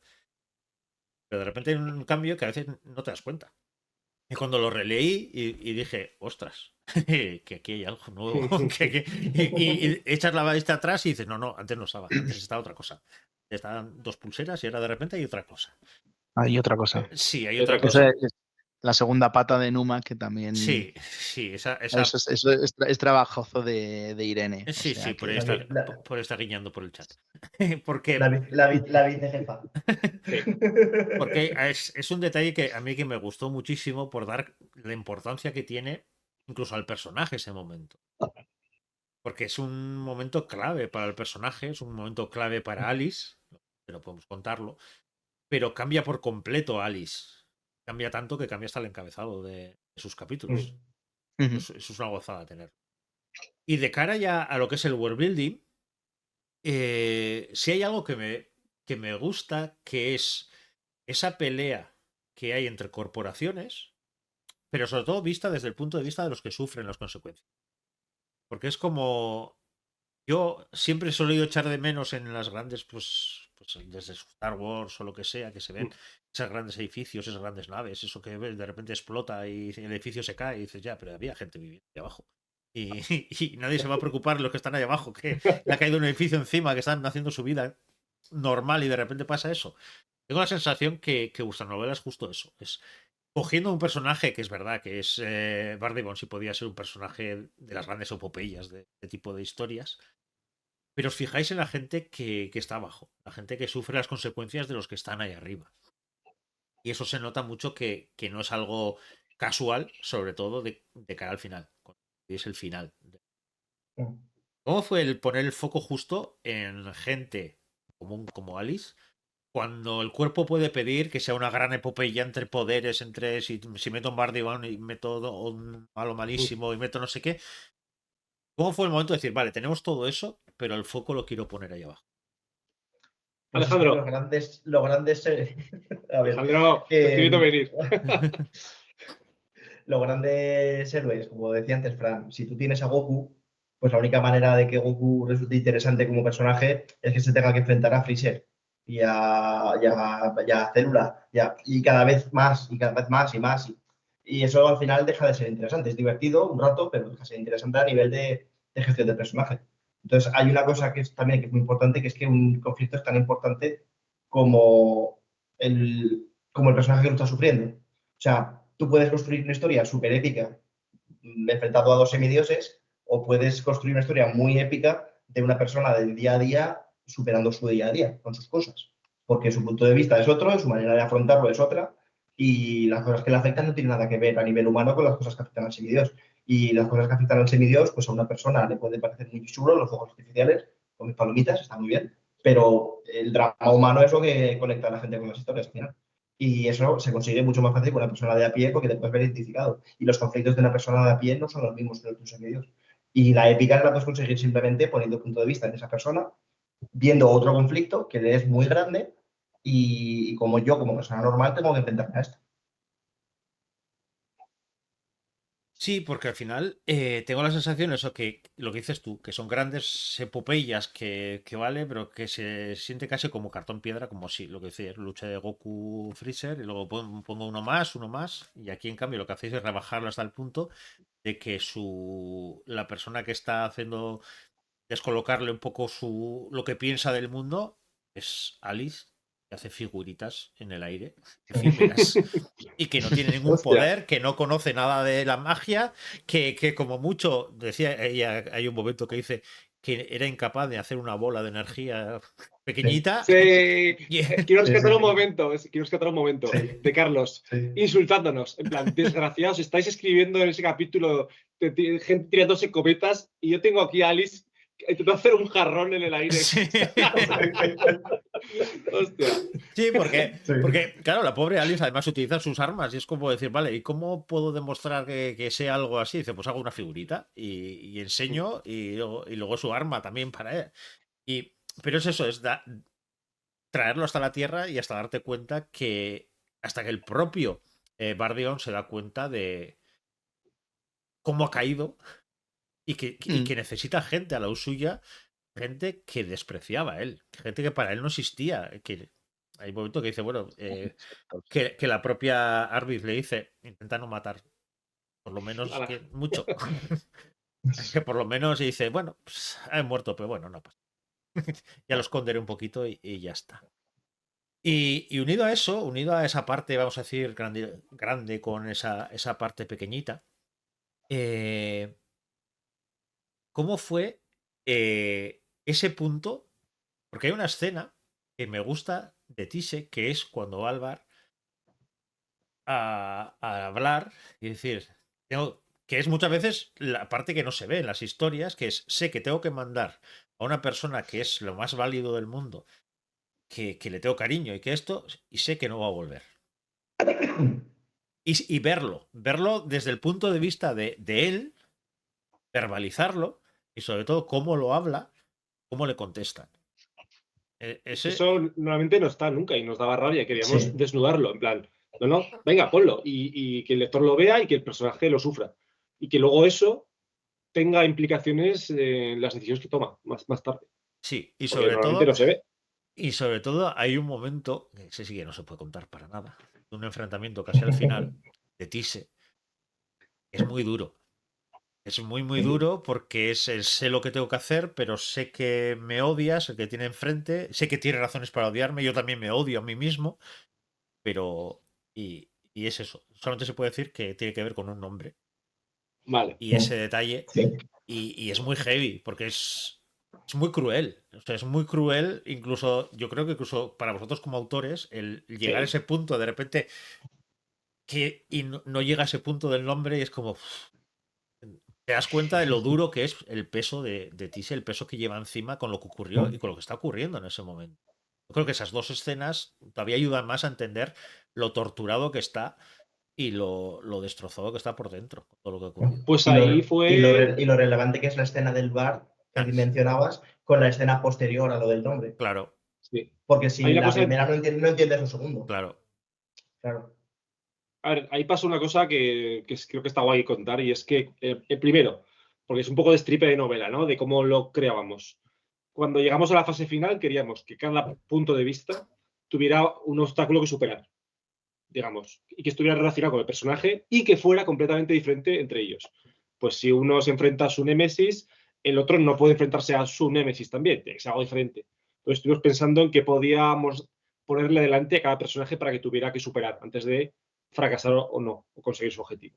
Eso ya no lo vamos a decir. Entonces se nos ocurrió el tema de este personaje que comentas, relacionado con el bar y tal. Y al principio no nos quedó tan bien. No. Eso fue un trabajo de corrección después del BTO. Sí, ahí está la importancia del BTO. Nosotros cuando lo planteamos no tenía tanto, no era tan crudo el tema y por eso no funcionaba. Claro. Era un obstáculo, pero era como un obstáculo de, bueno, me han puesto esto porque me tienen que poner algo. Porque si no es llegar y pum, venga, toco chufa y se acabó. No. Se notaba que era un obstáculo puesto cartón piedra. Entonces dijimos, vale, ¿cómo podemos hacer que esto de verdad tenga importancia? Y estuvimos rebuscando en el pasado del personaje para intentar hilarlo con una cosa con otra, hasta que al final dimos con el tema que has comentado de que es cruel. La palabra es cruel, Sí. porque era lo que pedía el momento, Sí, porque pero lo justificaba todo su trasfondo. el trasfondo y no solamente el trasfondo y la propia batalla, o sea, que la guerra es cruel, o sea, la guerra Claro. no es amable, es verdad que suele ser muy común en batallas que tenga la última frase el muerto antes de morir y que tenga su momento de redención en ese momento, lo que sea, y dice, la guerra no es así, la No. guerra es cruel y me gustó precisamente por eso, porque demostráis simplemente con un gesto, o sea, con dos líneas, demostráis lo dura que es la guerra y lo deja hecho polvo esas escenas como que te das cuenta de lo que hablábamos antes de la ceguera y de cómo depende en qué lado del espejo estés y depende en qué lado estés viviendo y qué has sufrido tú, puedes entender al otro y te puedes entender a ti mismo y no puedes entender al Claro. otro lo que está haciendo o sí y si esa persona se lo llega a pasar en su pasado lo que ocurrió seguramente sería completamente diferente y darte cuenta que al final las consecuencias que tiene un hecho te van persiguiendo y hacen lo que eres, tanto a ti como al que tiene enfrente. Y es dura, esa escena es muy dura. Todas estas decisiones, yo creo que las tomamos a partir del momento en el cual nos dimos cuenta de que iba la novela. O sea, en el momento en que nos dimos cuenta y que todos asumimos de que la novela iba sobre la ceguera autoimpuesta, empezamos a tomar decisiones en una dirección. Si la novela fuera pues una epopeya épica sobre el bien y el mal, pues esa escena tan cruda y sucia no hubiera sido así. Claro. Hubiera ido por otro lado. Claro. Porque la historia te está llevando a otros temas. Pero como estamos metidos ahí, tú de forma inconsciente buscas seguir por ahí, por ese camino. Sí, sí. Y ese camino te llevaba a algo súper cruel. Pero es que tenéis hasta el punto, y acabando, tenéis hasta el punto que incluso entiendes, al final del todo, incluso llegas a entender el papel del malo malísimo. Porque hay un diálogo final que dices que lucha por su existencia, por su ser individual. Dices, no, ¿y yo quién soy para...? ¿no? Claro, ¿y quién soy yo para decidir que no? Porque tú eres lo que eres y ya está. Pues decido acabar con eso. Dice, es que es normal que luche por ello. O sea, lo raro es que no luche más por ello, porque al final es en reclamarte a ti mismo como persona, reclamarte como individuo con derecho a hacer lo que te dé la gana, sin tener que depender de los primeros, esos antiguos que... Y a los nombres me encantan, porque son como la gran... el primero y el antiguo es como esa gran orden de gente. Sí que es épico ahí. En relación con eso que dices y lo que como una cosa que comentaba antes Borja, de que cada uno hemos ido filtrando cosas de manera individual que los demás igual no saben que se ha filtrado, todo esto que estás diciendo, que has mencionado ahora del final del enemigo, yo tenía muy presente mucho durante todos estos 2 años una frase del juego de Ender que dice el propio Ender, que es que una vez que conoces a tu enemigo no puedes odiarlo, solamente amarlo. Porque comprendes sus motivaciones, comprendes lo que está pasando, comprendes por qué está sufriendo y comprendes por qué ha llegado a hacer lo que está haciendo. Eso lo dice el propio Ender, le pasa a él durante el libro y yo lo tenía muy presente cuando tenía que hacer escenas que estuvieran relacionados con este tipo de conflictos que estás comentando. Sí, porque en realidad es un poco eso, y el mundo de hoy en día también, antes hablamos de la conexión con vosotros y con el mundo de hoy en día, eso de lo importante que es para ese tipo de luchas el quitar de toda personalidad al enemigo. No son personas, son entes, es un ente, el enemigo, y ya está. En cuanto empiezas a conocer al otro lado, te das cuenta que igual no es tan enemigo, igual puedes dudar más antes de hacer cualquier cosa, te das cuenta que hay seres humanos atrapados en uno y en otro, entonces te das cuenta que al final es todo, pues como pasa en nuestro mundo. Es dos grandes entidades que deciden todo hasta el punto de que después del final es decir, ¿y ahora qué hacemos? Y te das cuenta que es eso, que son simplemente son un puntito en un mapa que dices, Claro. bueno, pues ahora pues para este lado o para otro y ya está. Y toda la gente que vive ahí es como, y yo no puedo decir nada, no puedo decidir nada, no me habéis destrozado la vida y ahora, pues ala, pues como habéis decidido, pues ahora cambiamos de bando o lo que sea. Y ahí llegamos a los epílogos. ¿Por qué no os hacéis eso? Porque es como decir, mira, ya ha acabado la novela. Chulísima, me encanta. Y empezáis a dejar... Hay cositas. Empieza a matizar porque hay 5. y empezáis a filtrar cositas. A ver, hay algún epílogo, ya antes os he dicho, por ejemplo, el de Alice es un epílogo que a mí me gusta mucho y que me parece que le da mucha justicia al personaje desde ese punto de vista del arte. Desde ese arte efímero, arte. Es como darle un peso al personaje, decir, antes hacías figuritas en el aire, eras capaz de más. Y te das cuenta que cómo ha crecido el personaje con todo eso. Pero luego hay otros que justo hablando sobre las grandes organizaciones y sobre esto, que abrís tantas puertas que como decir, no, así no me puedes dejar. O sea, porque habláis de un gran plan, habláis de uno de los personajes que ya hemos hablado, que no se puede decir, que de repente ya sabíamos que no era lo que parecía, pero ahora parece que es mucho menos de lo que parecía. El papel propio de Arvid, que parece como que era la protectora del otro y la que y te das cuenta que es así no me puedes dejar. O sea, eso de que a ver si hacemos algo, no. O eso, o directamente decís, no leáis los últimos epílogos si no queréis sufrir hasta que saquen el siguiente libro. Iba a decir justo eso, yo me lo tomaría como escenas postcréditos de después de una película, en la que si quieres, tú te has leído los 90 capítulos y si quieres añades este epílogo y ¡pum! te gira Pero el sabes mundo perfectamente que todo el mundo se queda. que estás mencionando sí, tú. que sabes que todo el mundo se queda a los epílogos, ¿verdad? Que se queda a los postcréditos. Y luego no puedes decir, bueno, ¿y luego igual pasa o no? Claro. Dices, no me vale eso. Yo creo que la gracia de estos epílogos es que son loquísimos, pero es que encajan si solo lees el de Alice, si solo lees el siguiente, si solo lees el siguiente, pero es que encajan los 4, incluso el último, que es el más el más loco de todos, encaja también y es el... Pero yo creo que es casi como...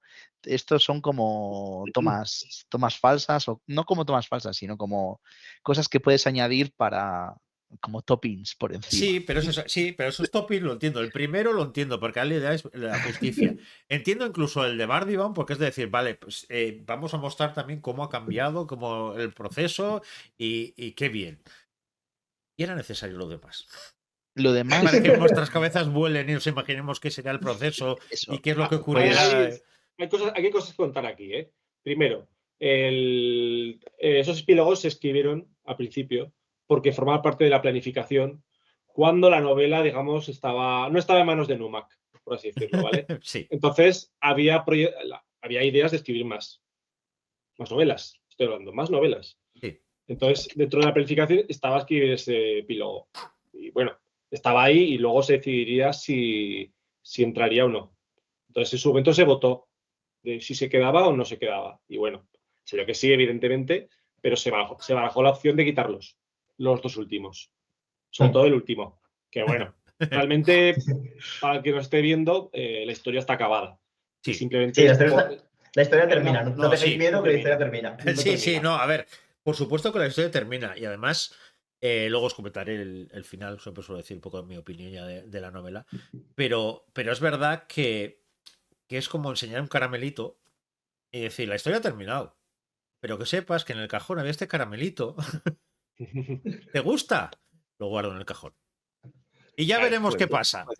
La puerta no está cerrada del todo. En ese No, se podría abrir. Bueno. Os digo porque, o sea, tiene tanta potencia y vuela tanto la imaginación que es una gozada, porque al final es como. Pero, a ver, a mí me suele pasar mucho incluso a lo largo de las novelas.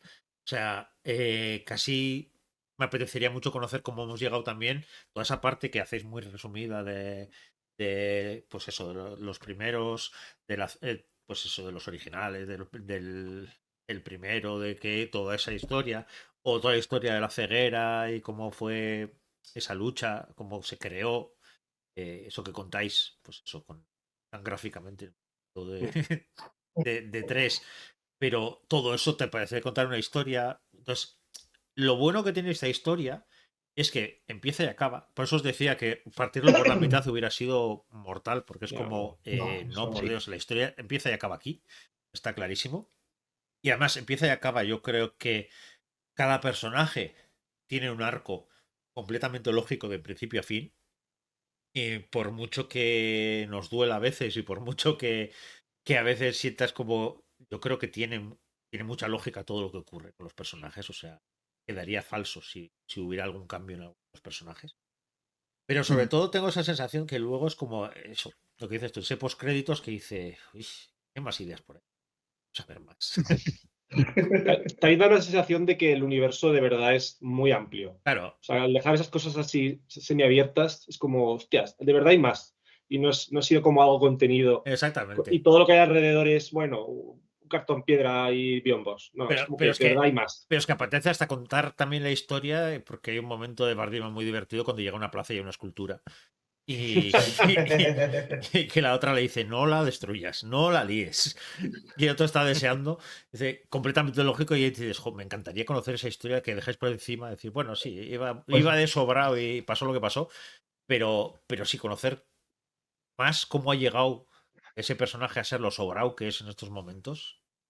Porque la ¿Sabes, primera. Alex, que en un momento dado Tosh le iba a aparecer? Sí. En un momento dado iba a aparecer, pero al final decidimos que no, que era entrar en el juego de Freezer, células, Claro, sí, entonces ya decidimos que no. Pero sí. Yo creo que el enemigo que tiene aquí Bartman, yo creo que es el ideal para esta novela.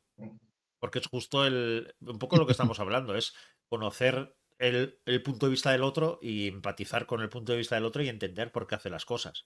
No es un gran enemigo, un gran superpoder que ya está, que pues vale, es el enemigo de la otra empresa y ya está. No, aquí hay muchísimo más, mucho más complejo que eso. No hemos hablado, pero claro, toda la planificación que hay detrás de esa historia y cómo va cayendo Bardiva una tras otra cuando es el superpoderoso y ves que casi está sintiéndose como está en ridículo, porque que cada vez que da un paso es todavía meter la pata más lo que está haciendo. Sí. También hay una cosa que tuvimos que tener presentes cuando hacemos estos universos tan grandes, con personajes milenarios, hiperpoderosos, hiperinteligentes, que llevan 400 o 500 años urdiendo planes.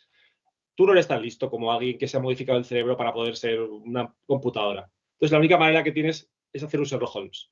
Y es que ocurran cosas entre bambalinas que a ti se te escapen. Y en un momento dado, cuando te las enseñan, te da la sensación de que son súper listos, de que lo tenían todo pensado. No.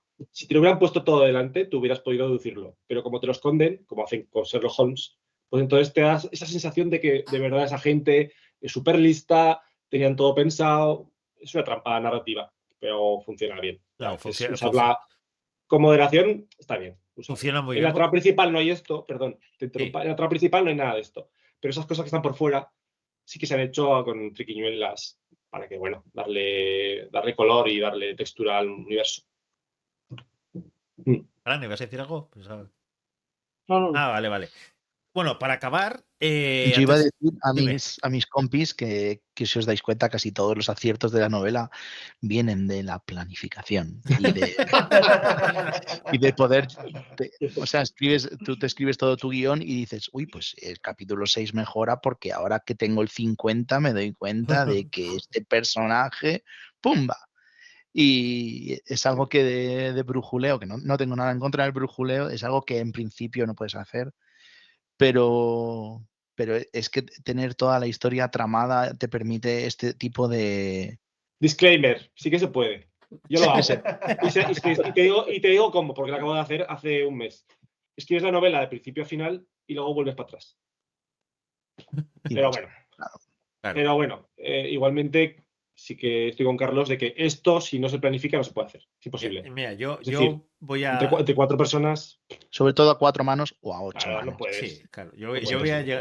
Tengo la sensación que Carlos fue perdiendo batallitas, las votaciones. Todas. Fue perdiendo todas las batallitas para ganar la guerra final. Y ha dicho, ¿ves?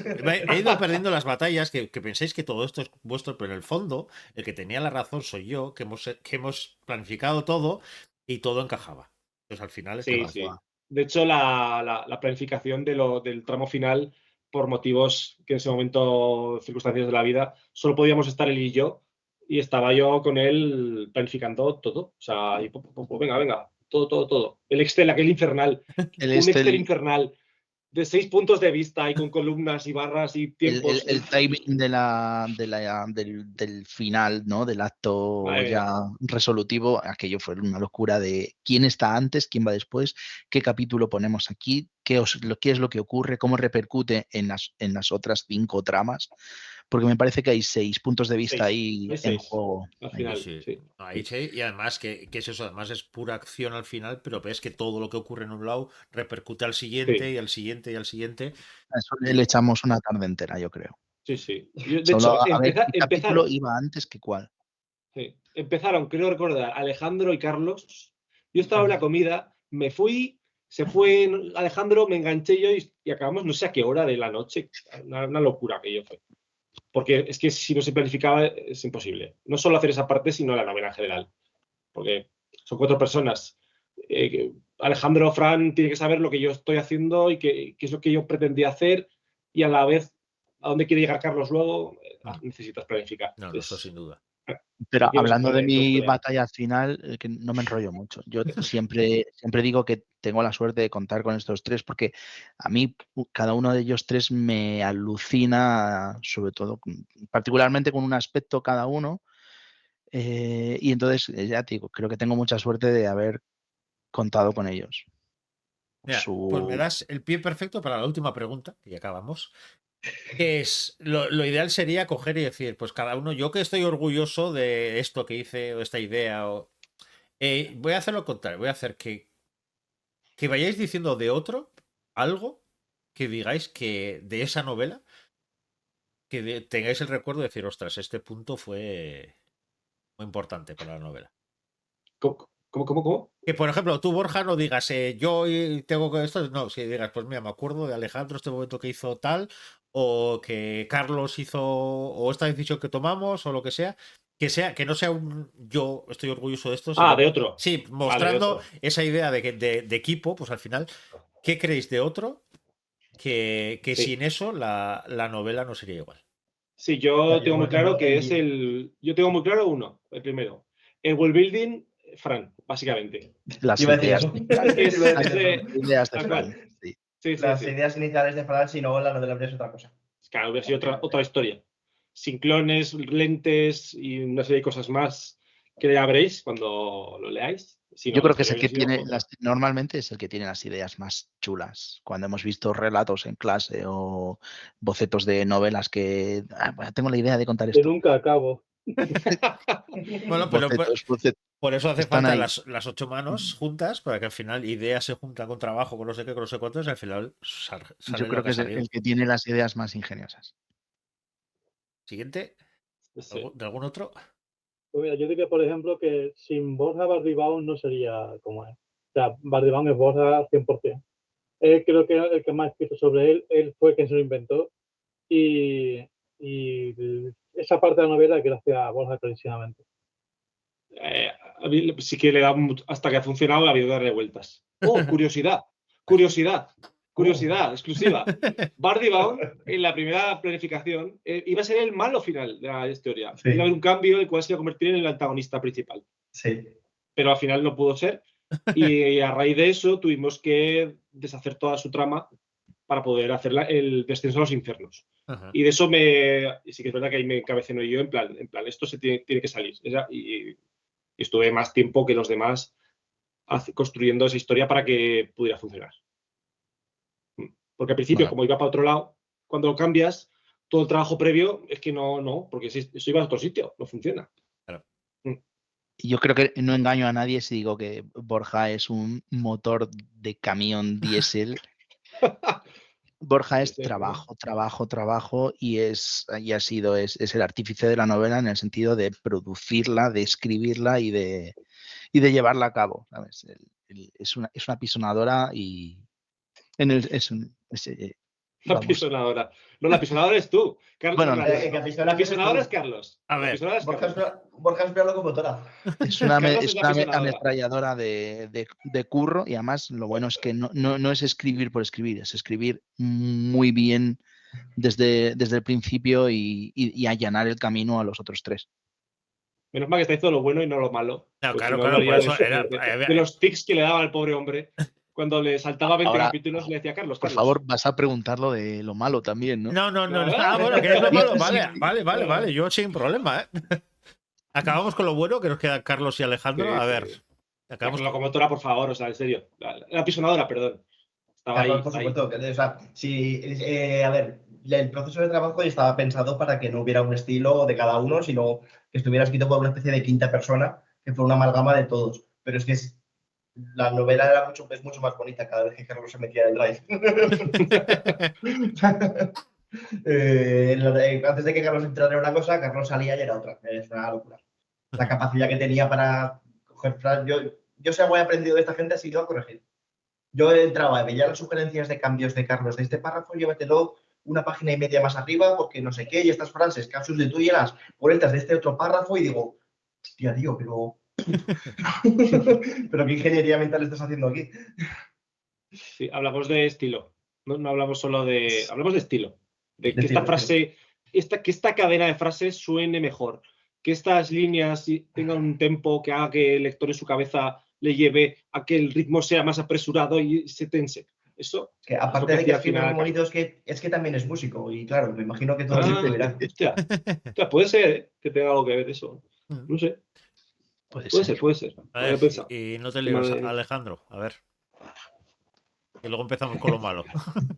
Alejandro, mi experiencia personal con Alejandro es que consigue, donde tú tienes una idea buenísima, Alejandro llega y te la potencia y te la retuerce y le saca todo el jugo a una idea que a lo mejor no era tan buena como tú pensabas. Entonces, para mí es el compañero ideal porque es que mejora todo lo que yo le doy, lo mejora.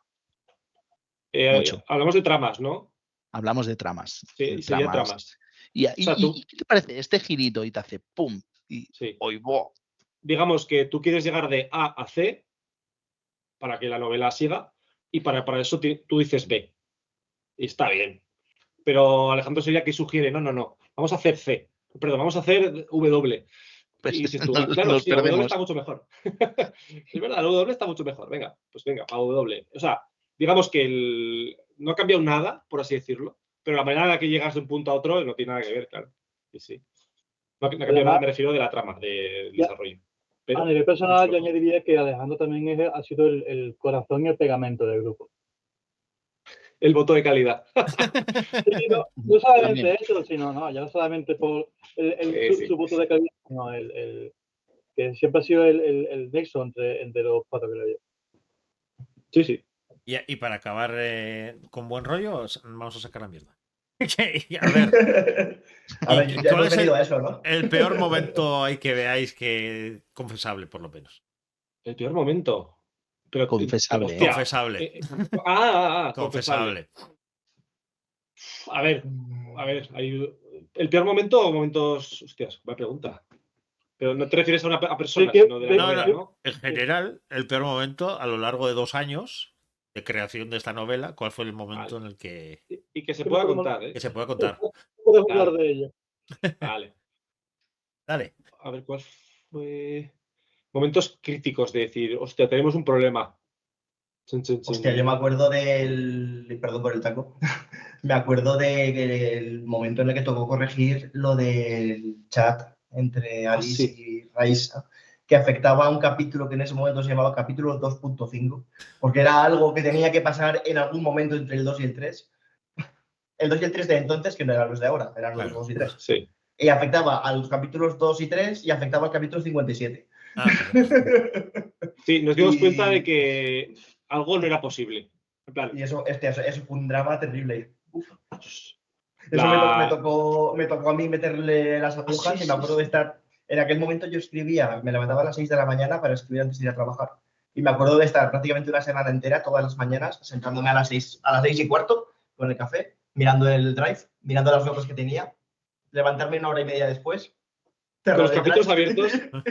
con los capítulos abiertos ahí. Irme a trabajar, levantarme al día siguiente a las 6, volver a abrir los capítulos y decir, bueno, otra hora y media, volver a ir a trabajar. Eso fue jodido, ¿eh? La crisis del tercer equipo.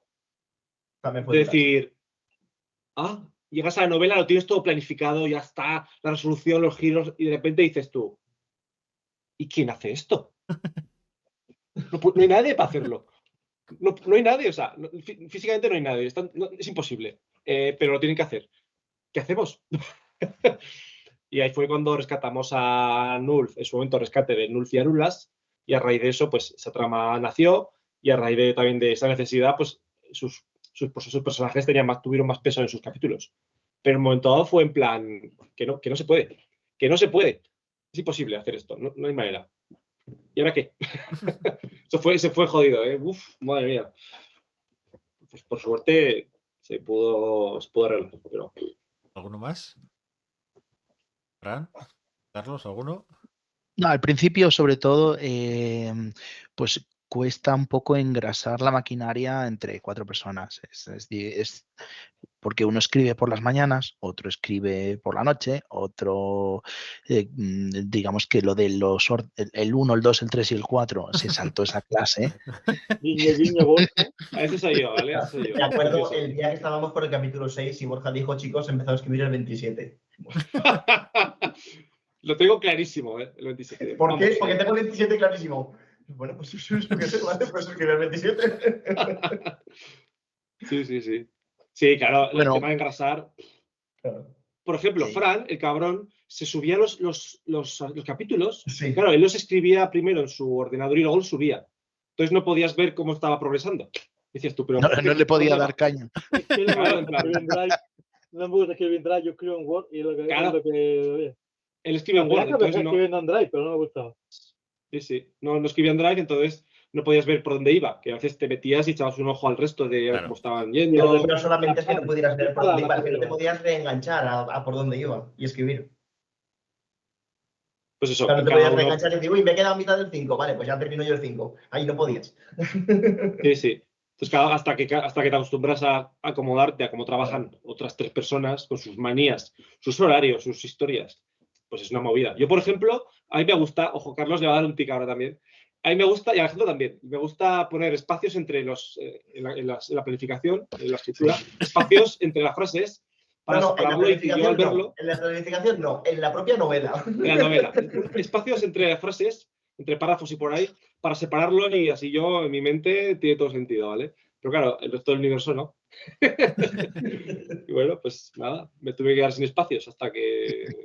¿no? Bueno, todos aprendimos que la sangría tenía que ser de 0,75 puntos de drive y eso era inamovible. Porque si no, Carlos entraba en resonancia.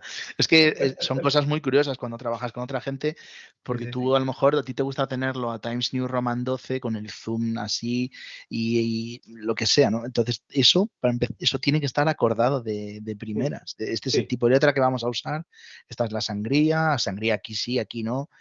No me pongas 3 máses porque son 3 asteriscos, lo que separa un párrafo de otro, ¿no? Lo típico, cada uno separa de una manera, ¿no? Los 3 asteriscos o lo que sea. Tipo que improvisó un pequeño libro de estilo, sí. Sí, los pensamientos, cada uno los usa de una manera, hasta que decimos, no, esta va a ser la manera de meter los pensamientos. Y además van a tener pensamientos, con lo cual, por favor, úsalos todos, porque si no, queda raro. A ver, en resumen, lo mejor ha sido trabajar con más gente y lo peor ha sido trabajar con más gente. Como era lo esperado al final. Sí, sí. Bueno, pues yo creo que ya hemos llegado al final. Yo sí quería deciros primero que tengo la sensación, y escuchándoos todavía más, que es muy claro que eso de que 4 personas por separado hacen lo mismo que por separado y juntos es lo mismo, absolutamente no. Porque yo creo lo que decías tú, porque sí, pues por lo que decís ahora, pues en el Worldbook y todo el universo que creó Fran y todo ese trasfondo que tenía, sin ese Borja de producción, sin Carlos con la pisonadora por encima para, para destrozar Alejandro con las tramas y todo eso. Yo creo que al final lo que habéis hecho es saber aprovechar las virtudes de cada uno y luego apoyaros en los demás, en los defectos que todos tenemos para que saliera adelante. Y yo creo que eso tiene mucho mérito. Tengo que deciros que la novela me la viví.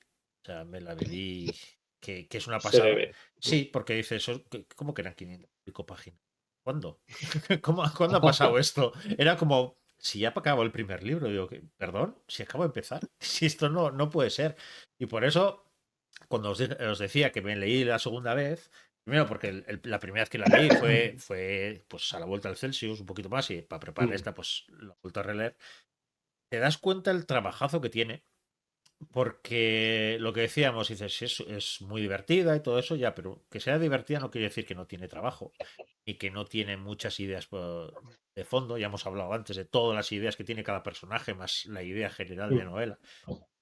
Y sobre todo tengo la sensación, y eso os decía antes, que es una novela en la que le dais su sitio a gente que normalmente no nos solemos fijar en las historias. Y eso me gustó mucho. Porque estamos acostumbrados a los grandes héroes y las grandes epopeyas. Y cuando ponemos el foco en la gente que es más corriente y que la manera de luchar también, que tampoco es una persona que dices ya, pero luego descubrimos que es el elegido y ese elegido tiene unos poderes aún mayores que el otro, que suele ser también lo típico que dices, vale, esta persona que hacía figuritas ahora te das cuenta que construye mundos por ahí porque sí, y ya está, aquí te das cuenta que no, que son personajes de principio a fin. Sabes cómo son consecuentes con cómo son, sufren a consecuencia de cómo son, porque todos lo pasan muy mal en esta novela. Y te das cuenta que al final en esta novela no hay ni tan buenos ni tan malos, ni todos tienen 1000 capas de grises. Yo creo de las que tiene la pobre Alice, que es la que más sufre y la que menos culpa tiene de todo, porque al final es lo que le ha tocado pasar por trastear un ratito con unas lentillas. Le pasa todo esto, pero te das cuenta que todos son muy consecuentes de principio a final. Una de las cosas que hice en la segunda lectura es analizar la personalidad de cada personaje y darte cuenta que es lógico que funcione así. Verdivan, ¿cómo no va a ser un prepotente si sabe que puede con todo, si sabe que además es protegido y además es el primero y además tiene un gran imperio detrás que le puede ayudar en el caso que tenga algún problema o lo que sea?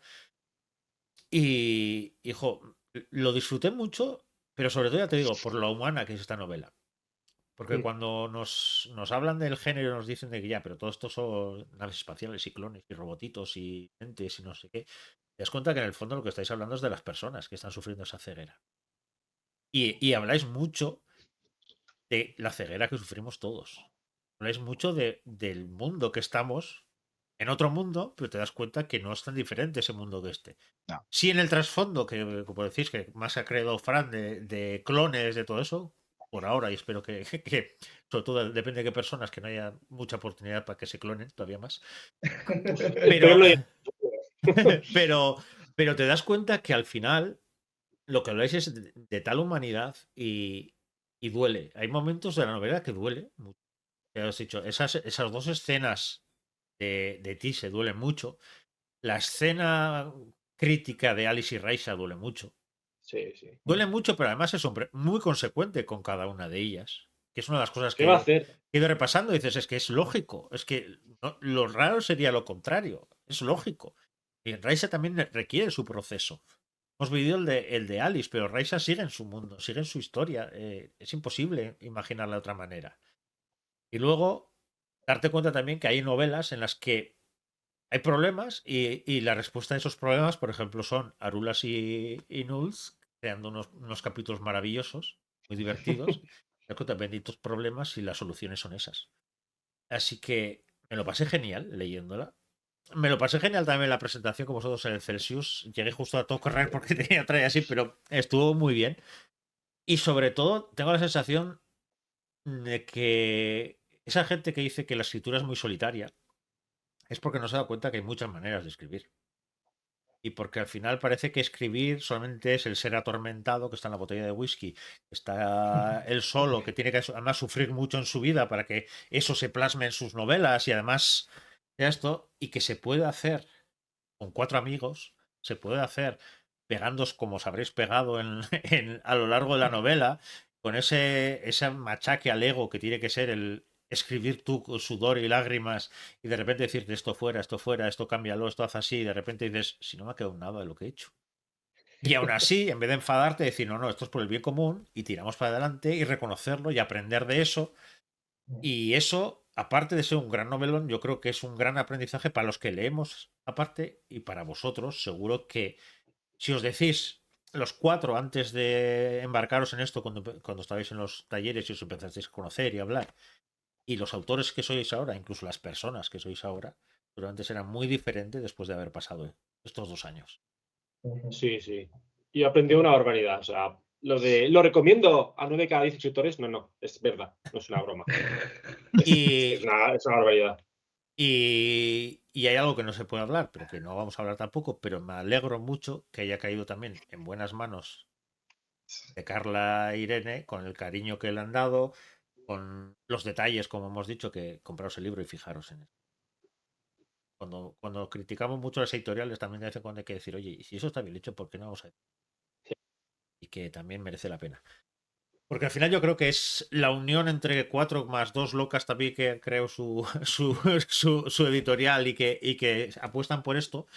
Porque al final es decir, sí, se puede conseguir. Y ha sido un camino durísimo, tortuoso, habéis tenido momentos terribles, pero ha salido. Y ha salido muy bien, ha salido muy chula la novela. Y ha salido con ganas de decir que yo espero que, así como hay ciertos 3 autores que escriben como autora que hacen esto y que de verdad se crea aquí un grupo, que sigáis profundizando en este mundo porque tanto en forma como en fondo merece mucho la pena conocer la aceleración. Y conoceros a vosotros es una gozada. Para mí un lujazo terrible teneros aquí. Mil gracias, Alejandro, Borja, Carlos, Fran, mil gracias por estar Muchas aquí. Gracias. Gracias a ti.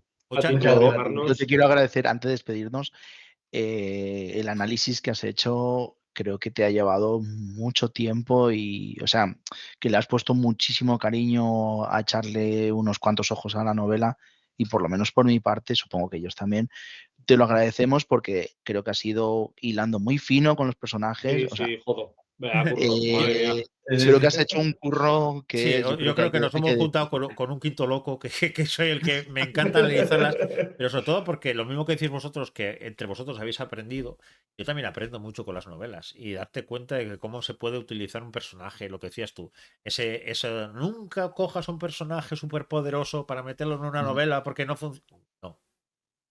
Hay que hacerlo bien y hay que hacerlo consecuente y hay que pensárselo mucho. Y hay que crear otro tipo de personajes. O nunca crees una historia sobre un personaje que simplemente hace figuritas con unas pulseras. No, pues esa persona es muy importante por muchas razones en esta novela. Entonces, me gusta mucho cómo está construido y sobre todo me gusta mucho la cantidad de humanidad que hay en esta novela. Lo de que es otro universo, otro mundo, otro no sé qué, otro costo y la Tierra y la humanidad desapareció hace unos cuantos años. Está lleno de humanidad y se demuestra, ya te digo, leer el final, aunque os comáis las ganas y las tripas porque no sabemos qué va a pasar, pero leer el final porque yo creo que ese final y esos epílogos son la gran demostración de lo humana que es toda la novela, porque con ese epílogo se entiende todavía más cuánta humanidad hay metida dentro. Así que mil gracias a los cuatro, de verdad. Gracias a todo el mundo que está por aquí y lo dicho. Yo me suelo despedir siempre con una frase que me gusta mucho y aquí viene muy a cuento, que sería buenas noches y buenos libros. Chao. Muchas gracias.